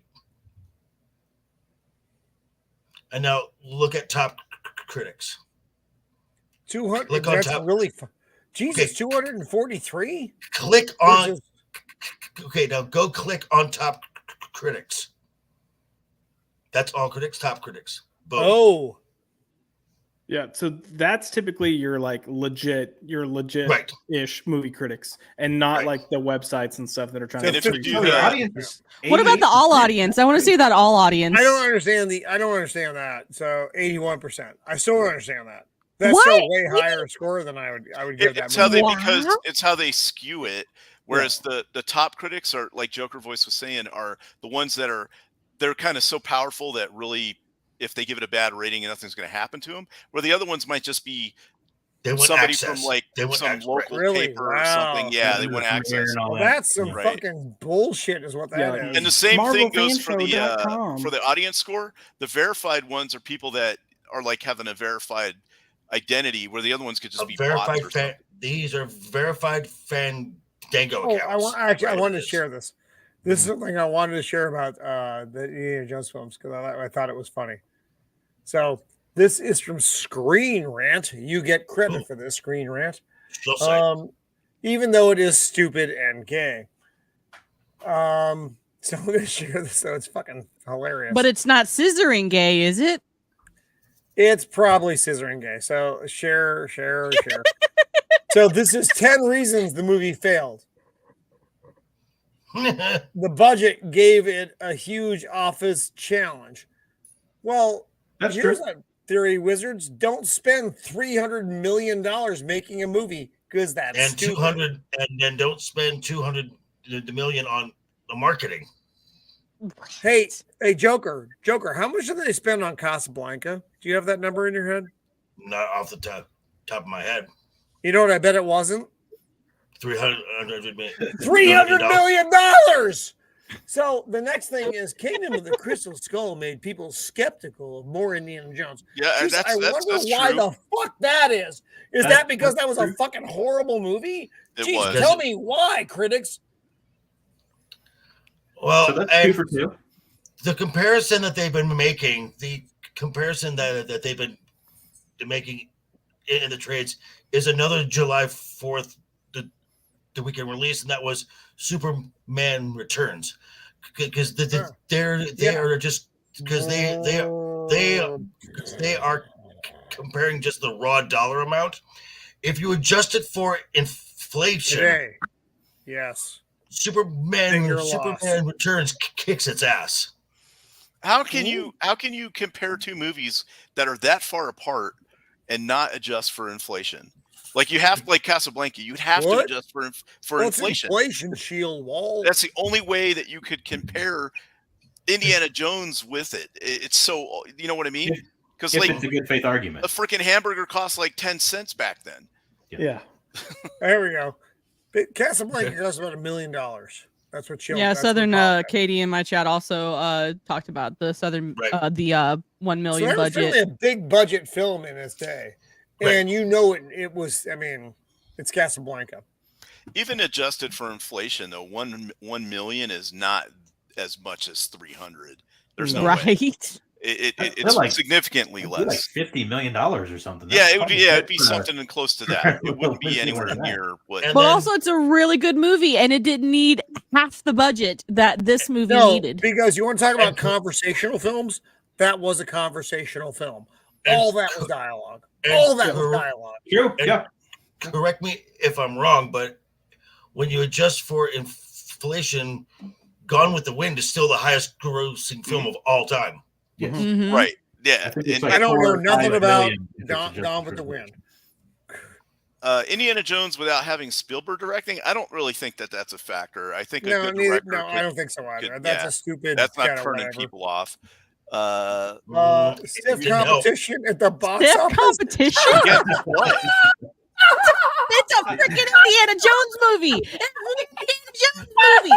What other movies came out? With was Guardians and Spider-Man. Those were the only two. Guys, it had to do with Fast X, John Wick, Chapter 4. All those movies were already Super Mario Brothers. No. Those movies were already out. Are you? They've been out. Like I think, I will say, I actually really enjoyed the Dungeons and Dragons movie. I've seen it. I did enjoy it. It's better than probably what this crap is. It is. Well, it is. because they don't want to mention that next weekend it's gonna get absolutely destroyed by Tom Cruise. Oh yeah, exactly. Oh, that next weekend it's gonna go crazy, and they're gonna go, "How did this happen? What happened? Why did this movie make more money than this movie?" But all these other movies like Fast X, gave John a fuck Wick, and wanted to go see it. Some of those movies. That's the problem with these movies. No one gives a fuck. Some of these movies are already out on Blu-ray. That's what I'm saying. Yeah, for months. Wow, so John Wick is one of those. John Wick 4 I saw, which is also a fabulous movie. I will say. I do think June was too crowded for box office. I think they had too many blockbusters just week after week after week. They should have spread them out. E.T., The Thing, Wrath of Khan. Well, hang on, I'm just getting started. No, it's not. That's a stupid argument because back in the day when old people like myself used to go to the theater, you would have literally 10 movies on the monocle that you would want to marquee that you would want to go see. Yep. And all of them were fighting for your attention, and you would go see every fucking one of them because every one of them was a good movie. Mm-hmm. Right now, there are no good movies on the marquee. You go and you're like, okay, what's the worst? The worst movie on the marquee? There is I was going to say this earlier. There's a really good movie that's out right now that if you're going to go see, Sound of Freedom. Yeah, if you're going to go see a movie this weekend, please go see it. And actually, yes, it's a little indie. Well, I don't want to say it's an indie film. It was a Fox film that then Disney inherited and then shelved, and you had a smaller studio come by it to distribute it. See Sound of Freedom. And it's in half the amount of theaters as Indiana Jones right now, and some of the weekdays so far, it's been pulling in a bigger box office than Indiana Jones. Yeah, it beat him on the 4th. Yeah. No, there's dude, also an animated thing. It's like Kraken. Yeah. Oh, the yeah. DreamWorks movie. Yeah. Teenage Kraken. Teenage Kraken, yeah. Which actually, I don't know if it's doing good or not, but the Joker's favorite movie. But at least the poster looked interesting. So there are two movies I would arguably go see now. Sound of Freedom is one. because of the topic, which no one wants to talk about. That's the trafficking of children, which no one wants to talk about. No one wants to talk about, but it's there. Mel Gibson was involved. That would expose Hollywood. Right. You're going to see things you don't want to see in this movie. Yeah. And a lot of the kids these days, you don't want to be trapped. It's important. They're just kind of jerks. And the other movie that's out there, it's another indie film, is Nefarious.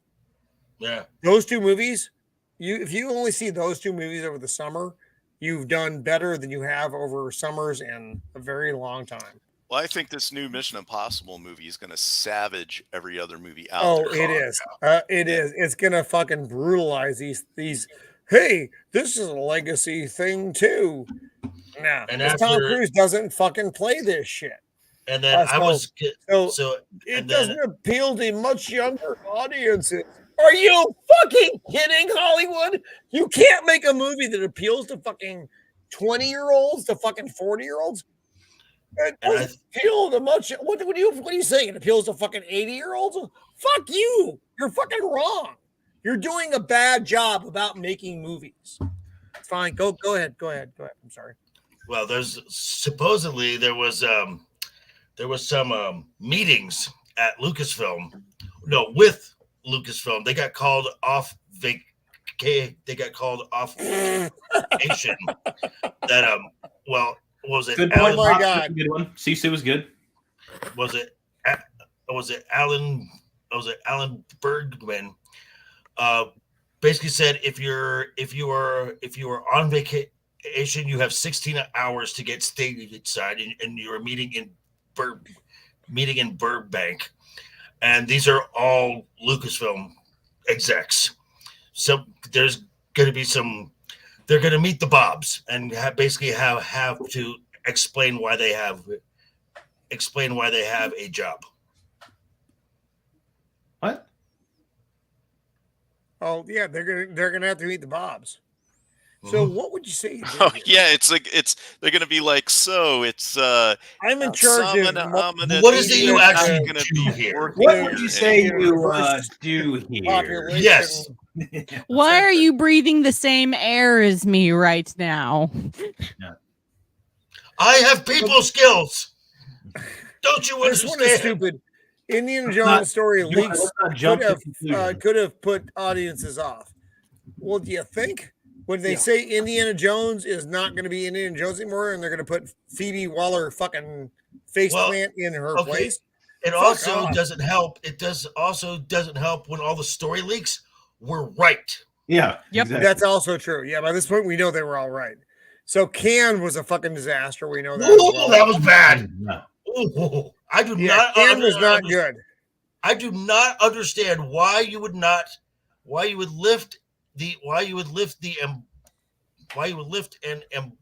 Argo a month and a half before its major release. I think you skipped one, Roman. What was the one before this one?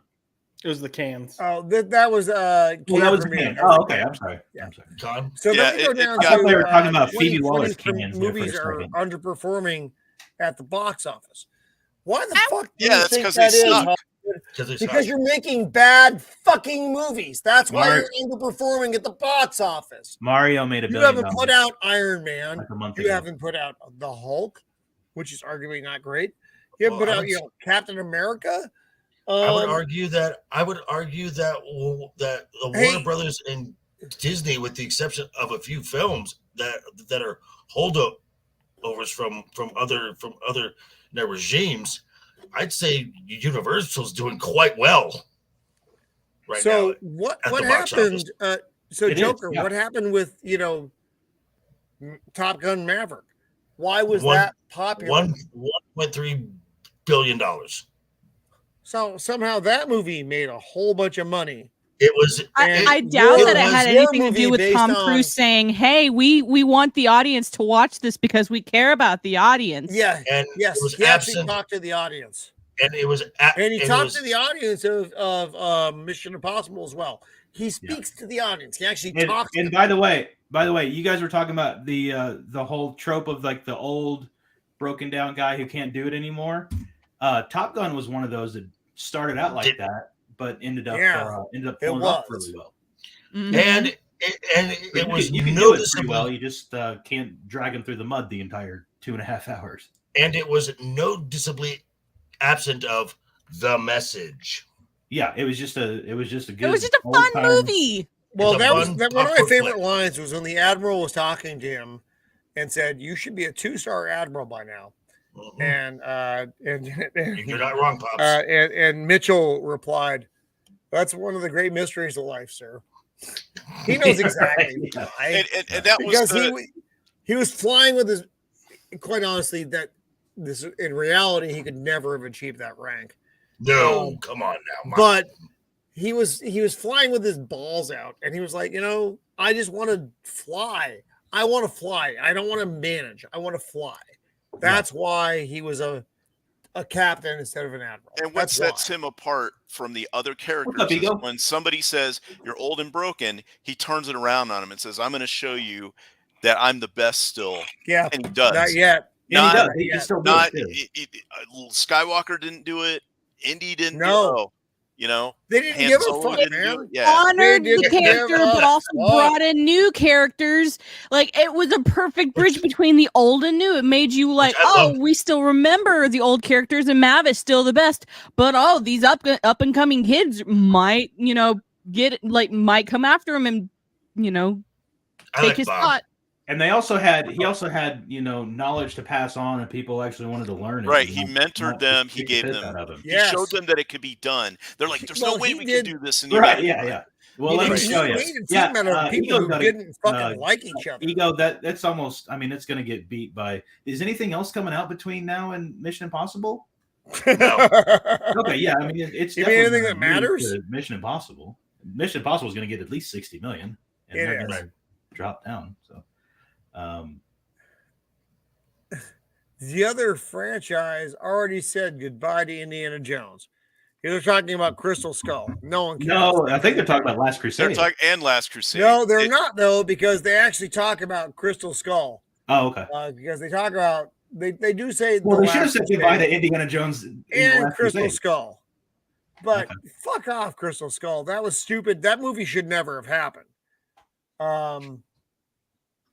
That was a terrible movie. No one liked it. Last Crusade should have been the movie. That was a good ending to it. This is like weird. I don't even understand this. Indiana Jones needed a fuck off thing on top of my screen. Needed a full reboot more than it needed Harrison Ford. No, it just needed to be left alone. This is arguable. I'm going to let this one go for a sec here. I'm going to pull. Or you could do like a young Indiana Jones or something like that with. No, that's what I'm saying. So, Chris Pratt.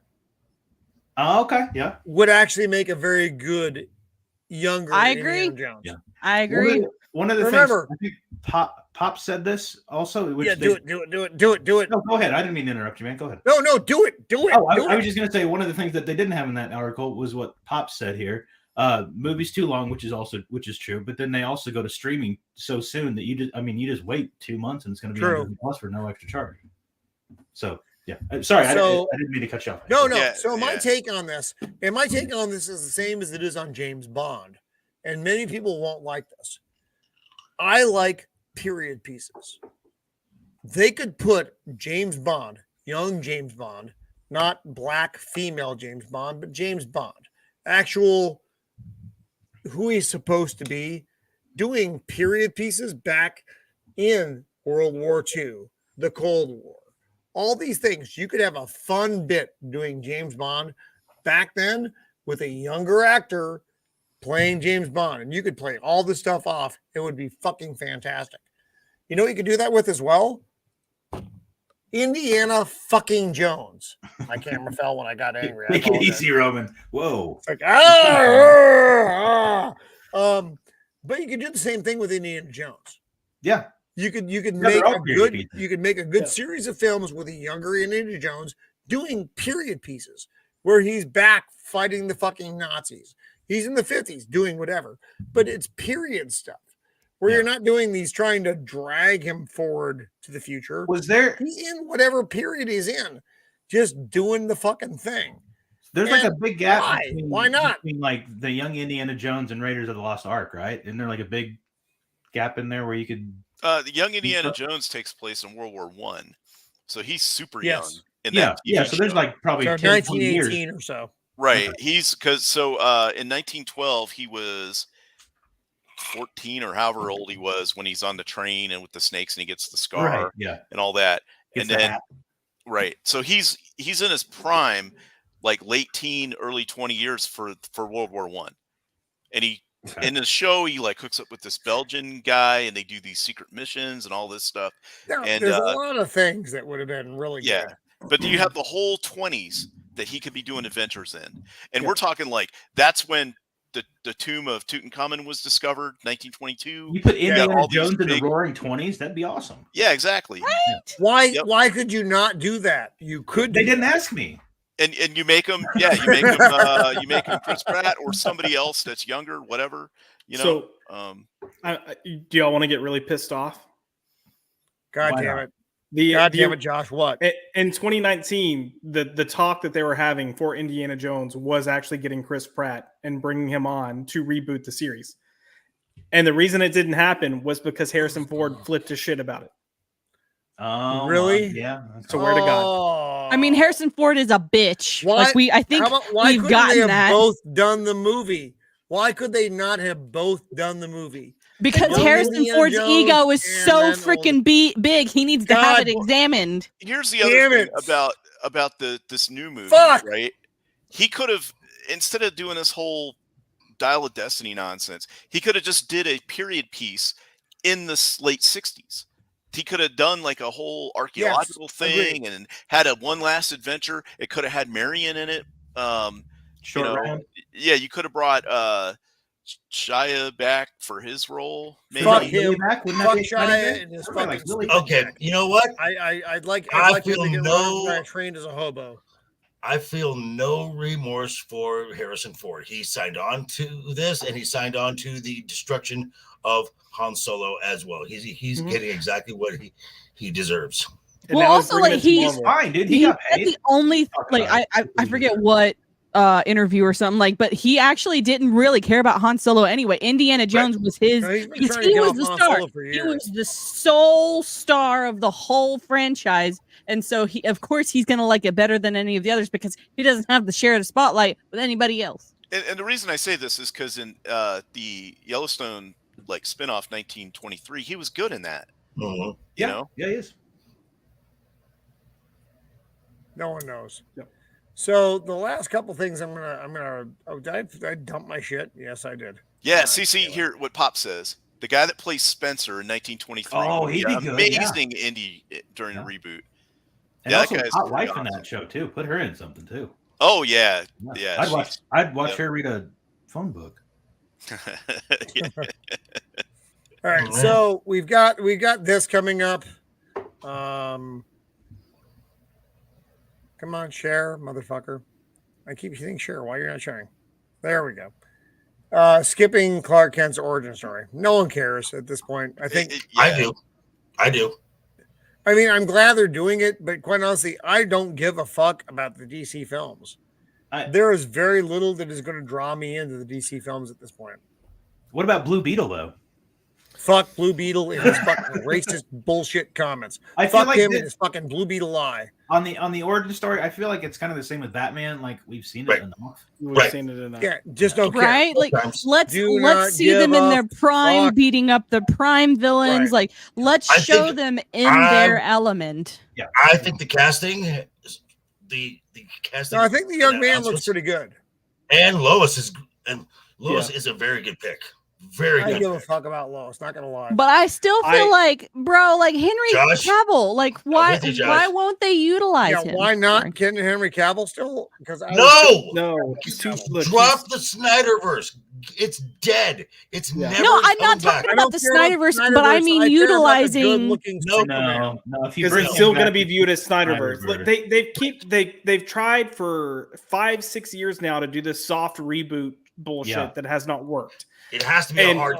Yeah. When freaking Black Adam was coming out, I'll find the tweet if I have to. Right in his fucking black eye. I blatantly said, if you people want to see Henry Cavill as Superman, you better go see Black Adam. And guess Right. what? Nobody fucking showed up to go see it. Nope. As So, long You know as why? Ezra Because Miller's it still was Flash, terrible. I'm And gonna it be didn't happy. help the Black film. Adam was garbage. DC And it is didn't help the garbage film. right now. but regardless, So the problem is, I think Cavill's Josh, too old. argue with me right now. Yeah. DC making money on movies moving forward. Are they going to? Yes. No, Um, How? we Tell me so how. It's gonna depend on Superman Legacy, man. That's Black gonna, Beetle or Blue Beetle? Fuck no, Blue Beetle. that's Beetle not gonna. That's Beetle's gonna make irrelevant. no money. Okay. Okay. Aquaman's gonna make no money. It's okay, gonna it make all less comes down money. to the It's gonna Superman split movie. them. Roman. The only reason that thing is getting any talked about right now is the kid who is playing Blue Beetle. James Gunn wants him to come into his universe because he's good. probably going to get That's because he's- fantastic. because he's probably going to get because he's probably already got Chris Pratt lined up to play Dead cord. Booster Gold, which those two have a lot of interest together. Yeah, those are like 10 Maybe. movies into this. You need to get Superman Maybe. right and not worry Right. about Booster Gold and That's Blue Beetle. really loose. Yeah. That's really loose. Projecting Yeah. though. I don't think any of these movies are going to make a fucking dime. Yeah, No, I don't think it's actually going to get to make Booster money. Gold level. They're where you can they're get making that it far too down. convoluted. Especially fucking Aquaman. Aquaman is going to suck fucking. That's a seahorse holdover. cock. That they That's know. how much They- that movie is going to make. Okay. No, the It's a problem is late. that's what It's a people are lame going to think duck of film, DC though. Roman. That's It's a what lame people duck are going to film. think of DC. They keep putting out these fucking garbage movies that don't matter anymore. They don't matter anymore. But And you got- DC is still putting them out. You So got this if one, that's which is a what people holdover. think You've of the got DC Batman, which universe, is not related to so anything. when they You got put out Joker, a which is good not related fucking to movie, anything. no one cares. You got The Flash, which is also not related to what we're Garbage. making now, which had a bunch of Supermans. Go, Joker. Okay, so all of these hold over films because they already had a lot of foreign to market contracts already locked in. They had to release them. Okay, what's your point? but fine. Yeah, I'm saying it's confusing as fuck to everybody. That doesn't make regardless of their things that contract. come out in the future good. It doesn't make them good projectors as Yeah. far as money making. Just because you have a contract to do something doesn't mean it's going to help you in the future. I And I didn't like say it was. Pop's idea for episode 10. That's a great idea, Pops. I love it. That's What like, it- I know here for I know that Blue Beetle will make money in certain markets. That's fine. It's still Okay. going to be a failure overall. I think And- Joker's point was we asked why are we even releasing them? It's because Yeah. we have to. That's Well, why. no, Yeah, no, they ha- I know I they get have it. to I release know, them, I yeah. get that. Yeah. The But problem. Go ahead. but then moving forward though to Superman Legacy. So we're jumping ahead, several years now to Superman Legacy. 2 years. I don't give a fuck. I still don't give a fuck. And that's going to get I pushed. know That's it's gotta be James pushed. Gunn. I know it's Superman, but I also know it's WB, and I know what's still going on there. Okay, so James so- Gunn has so much control over what happens in his what- studio. And what has David Zaslav done to make you think that he's going to let this thing ruin? What has No, what has he done, Roman? he has cut the fuck out of DC. I get that. He has done. He's like chop, chop, chop, chop, chop, chop, chop. hard reset because all he's trying to do is improve these IPs just enough so they can be sold off. He doesn't That's actually all it care is. about the IPs. He cares about making money. Yeah. Right. He's looking at bottom line. What made money? What didn't make money? Stock Cut this, price, cut maybe. this, cut this. Keep That's this. also James that's Gunn also- is a moneymaker. Keep him. that's So and that's that where is you're why at. and that's But- also why they're doing that's also why that they are doing this. That's also why they are doing this Harry Oh, Potter. fuck that. Fuck Because- that, Joker. because Fuck Harry they're gonna Potter. se- Fuck because Harry they're- Potter and his they're fucking gonna- magical they're ass. gonna sell it Fuck off Harry to Potter, Universal. dude. Which Improve book is the that, IP. Roman? Harry Potter and the Magical That's App? number 4. Is it? That's number Okay, I 4. guess I never read that one. No, fuck Harry Potter, dude. Fuck it. Fuck it. Fuck it. They're going to How about I fuck up shove that this franchise wand? beyond it is fucking known. That is not going to be Harry Potter that you know. It's not going to be that cute little fucking guy and the redheaded fucking friend and the weird Roman, on weird haired dwarf. Fuck that show. It's gonna be terrible. It's gonna be. No. The episode 1 is gonna be the most watched thing in TV history. It will. You're right. That's the worst thing. You're right. It's the worst fucking thing. Fuck it.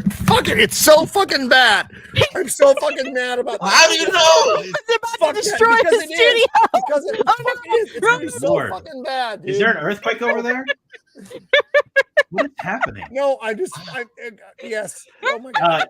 Right, anyway, Joker, I've upset my studio. I think you're right about the. I think it's going to be good. I think that James Gunn is going to do a good job on Superman. I hope he does, but yes. I mean, nothing he's done has been like really bad. Right. So I give him the benefit of the doubt. It's been okay. He's done a lot of okay stuff, Tyler. Yeah, he has. Yeah. And all this has to do is be like a 7 out of 10. That's all it has. And he can do that. Yeah. Right. Yeah. He can do that. I mean, it can't be the same kind of jokey joke humor as all the Guardians movies, but I think he can do that. I think he's pretty good. He's a pretty good storyteller. I think he's a good storyteller. I think he also knows he can't bring his usual shtick. I think he knows he has to. In his mind, he has to go more generic, which for him is just normal. It's just basic apple pie. Because American. Because everything Gunn has said that Superman is to embody truth, justice, and the American way. Yeah. Great starting point. His casting has been spot on. I agree. Yeah. Now, if they get the Silver Age costume, another great point. And if they bring in someone like Alan Silvestri to do the score, you've got a home run. Score is very important. Yeah. And then the guy who played Beast, I think they were talking about using him for Lex Luthor. Yep. Which would be another excellent choice. Yeah. My favorite Lex Luthor would still be Bryan Cranston. I know they'll never do it, but I would love to see him as Lex Luthor. Okay. Gene Hackman is the best. Gene Hackman was a good actor. He was a terrible Lex Luthor. I know. Roman's favorite character was Otis. In the music. I fucking hated Otis. I wanted the nuke to drop on fucking New York to blow up fucking Otis and fucking Lex Luthor for what you didn't want him to get Otisburg? Because Otisburg. Oh my god. Because Otisburg is San Diego. My doctor's coming. My doctor's on his way. Oh my god. Stop. Otisburg is San Diego. That's why. I shouldn't have done. I knew that. You son of a bitch, Shield Wall. Matt. Oh, okay. Well, Matt makes a good point here. That Clancy Brown as the voice. Clancy Brown, I think, is probably too old physically. Well, he's the voice of Lex Luthor. His voice was fantastic. Yeah, his voice in the JLU. Jesus. Pops is on fire tonight. Oh no, Pops! Battle for Otisburg. All right. We gotta wrap it up now, guys, because we crossed over that line. Well, also, you're gonna have a freaking heart attack immediately. And I visit my cardiologist because of fucking Joker. Thank you for that, pal. Appreciate that. So let's go around the horn and talk about things we got coming up over the next week. So, Shield Wall, what do you got, buddy? I guess next week, this show.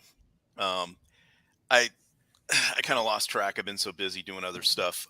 If I have something else coming up, I apologize to whoever invited me on that. I will do better at promoting things next time.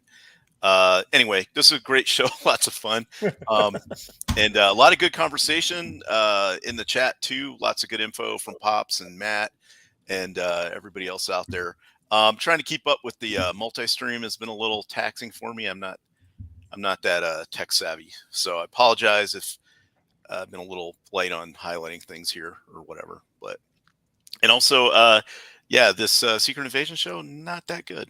Nope. So anyway, has thanks for having me on. One redeeming quality. One. Right on, Shield Wall. You mean the main reason it's halfway over? Not so good. All right, Mando, what do you got coming up there, girlfriend? All right, so this weekend is going to be a packed weekend. Saturday Literary Souls. We are bringing the panelists back for Horse and His Boy. This is going to be me, nice. Smile a While, Elijah, hopefully Megan from the Noob Reviews. I will ask Miss Martin Muse if she can also be there again. It's going to be lit. I am so excited for Horse and His Boy. So that's going to be this Saturday, 10:30 a.m. Central Standard Time. And then Sunday, of course, is with my friend Wicked Virtue with Unplugged with Wicked and Mando, where we talk about pop culture news and also how I can't apparently speak or read English while I'm live on stream. Like literally, America's got me a thesaurus and a dictionary when we met in person, because apparently my English skills need work. And then you'll see me on Twitch and around other streams. I think tomorrow I'm going to be doing Sea of Thieves with some peoples and drinking all of the rum. Because why is the rum gone? Why is the rum gone? Why is the rum always gone? Excellent. Well, good, man. Oh, good. All right, Josh. Yes. Pop My Culture. What do you have coming up, my friend? Tonight, I think I'm on premature injection. I'm not sure. We'll see. I don't know. Who knows? Wait, we'll I thought that out. was yesterday. No, he moved it to Thursday. Wait, what the fuck? It's on Thursday now? Yeah, well, I don't know. It's Don being Don. He's been a little God bitch. damn it. I don't even know what the fuck that means anymore. Calm down, Roman. Calm down. We got to get All right. This is why I'm not on the show anymore. I have no idea when it's on. Saturday morning, I'll be on Comics Aficionados with Wes from Thinking Critical. Sunday night, Awesome. I'll be on Max's Man Cave for his birthday stream. If you don't follow Max, please go subscribe. What are you doing with your life? Yeah, we're trying to get him to 3,000. So go subscribe. I'm saying it on every channel. I'm being the biggest whore. I'm being the biggest whore for Max Von Priestley. He better freaking appreciate it. But yeah, no, go subscribe. He's a chill guy, good guy. And then Tuesday night, I will have my stream Culture Popped and rinse and repeat. Right on. All right, Tyler the Red Beard. What do you have coming up, sir? Yes, I got a review recorded. I did these 3 movies that I haven't been able to sit down and do reviews for. So I got them for all 3. It's Guardians 3, which we talked about already, Avatar, the sequel, and The Flash. Oh. So I've got all those. Wow. I watched the second Avatar movie and it was meh. It was Yeah. I mean, would I see it again? Probably not. But was it okay? Yeah, I waited till I mean, I haven't seen any of those movies, Tyler. I've seen 0 of those movies. You know what's bad is, comparatively speaking, it's such a good movie. It is compared to the shit that we're getting now. Avatar the new movie. To like what's coming out right now. I disagree, but all right. No, I haven't seen it. I've seen none of those movies. It's amazing. It's the best thing ever compared to the dog shit that we're getting. Not good. Compared to like The Flash and Indy. What's that? Yeah. I said I'm saying Avatar 2 compared to like The Flash and Indiana Jones and like that's what I'm saying comparatively to. I couldn't finish it, to be honest with you, man. Well, see, the ending is actually where it got good. Right, that's what I was thinking. I was like, the ending was the best part. The name of all its horror. I couldn't get to the ending. Couldn't get through the middle part. But I've got that review probably coming out in the next couple of days or so. And yeah, man, thanks for having me on. Right on. Joker voice. What do you have to say about coming up next week? Well, tomorrow I've got my review of this shit show coming down. And then tomorrow, 5 p.m. Pacific, 8 p.m. Eastern, I will be simulcasting from Legion Talk, which Friday Night's Royal Rumble. And that's what I got for the rest of this week. Next week is rinse and repeat. Is something on Monday, something on Wednesday, something on Friday. Be back here on Thursday. Right on. Yes, sir. So Monday I'll be with this guy here. Also on Legion Talk, Game of Thrones. It depends. Are you going to show up this week? I was on vacation, you ass. Jeez. Right, vacation. That's right. So, but yeah. So, thanks again for having me. I'm glad I got the ultimate reaction out of Roman, because I think we haven't had that type of a. I don't think we've had that type of a breakdown since the scissor trio now was formed. I would agree. I would agree, Vex, Joker. you're I would there in agree. the ether. We still love you, Vex. Yes. We will have Vex back on. I know Vex has a different time zone and she's got other shit going on right now, but she will be back one day. So, all right. I'm in the same time zone. What are you talking about? No, Vex. Yeah, it's the same time zone. Vex is not in the same time zone, or she's busy. I don't. Whatever she's doing. Yeah, she no, can't I'm be in the here same at time zone as 5 Vex. o'clock. So, Vex is avoiding us. We've captured that. Anyway, Oh so wow. I'm so sorry. next week we're gonna be back with the same kind of deal. We're gonna look at episode 4 of Nick Fury destroying his own life, and what the fuck else is going on out there? Because by next week, who knows? I bet you he's gonna get blamed for that girl's death. It's gonna be like it's gonna be your fault, Fury. Oh my god! You're If we have right. anything to look forward to, most of the cast members have said their favorite episode is episode 4. So All right, well, fingers crossed. we'll see it. We'll check out next Wednesday. Hopefully, my fucking screen cap site opens up and I have more fucking stuff to share. So it's not just my retarded things of finding things off the interweb going, where can I find things that look like this? Anyway. No, So- you had good enough pictures to follow the story. It Picture was drawings fine. I can. Oh yeah. I'm a pretty That was good a lot of picture. work. That was several hours of me doing that. So anyway, thank you everybody who's hung in there for this long. Thank you for the chat who always brings all the fun stuff, and thank you to this fucking The panel multiple who's chats. just so Everyone. weird and wonderful and brings all the the good stuff, and we have all this churning fucking conversation, which is a lot of fun. Even though I'm mildly drunk and have a broken toe, I really appreciate everybody being here. So for now, this has been Roman of the Empire signing off. As always, be kind. Toodles. Mother dick.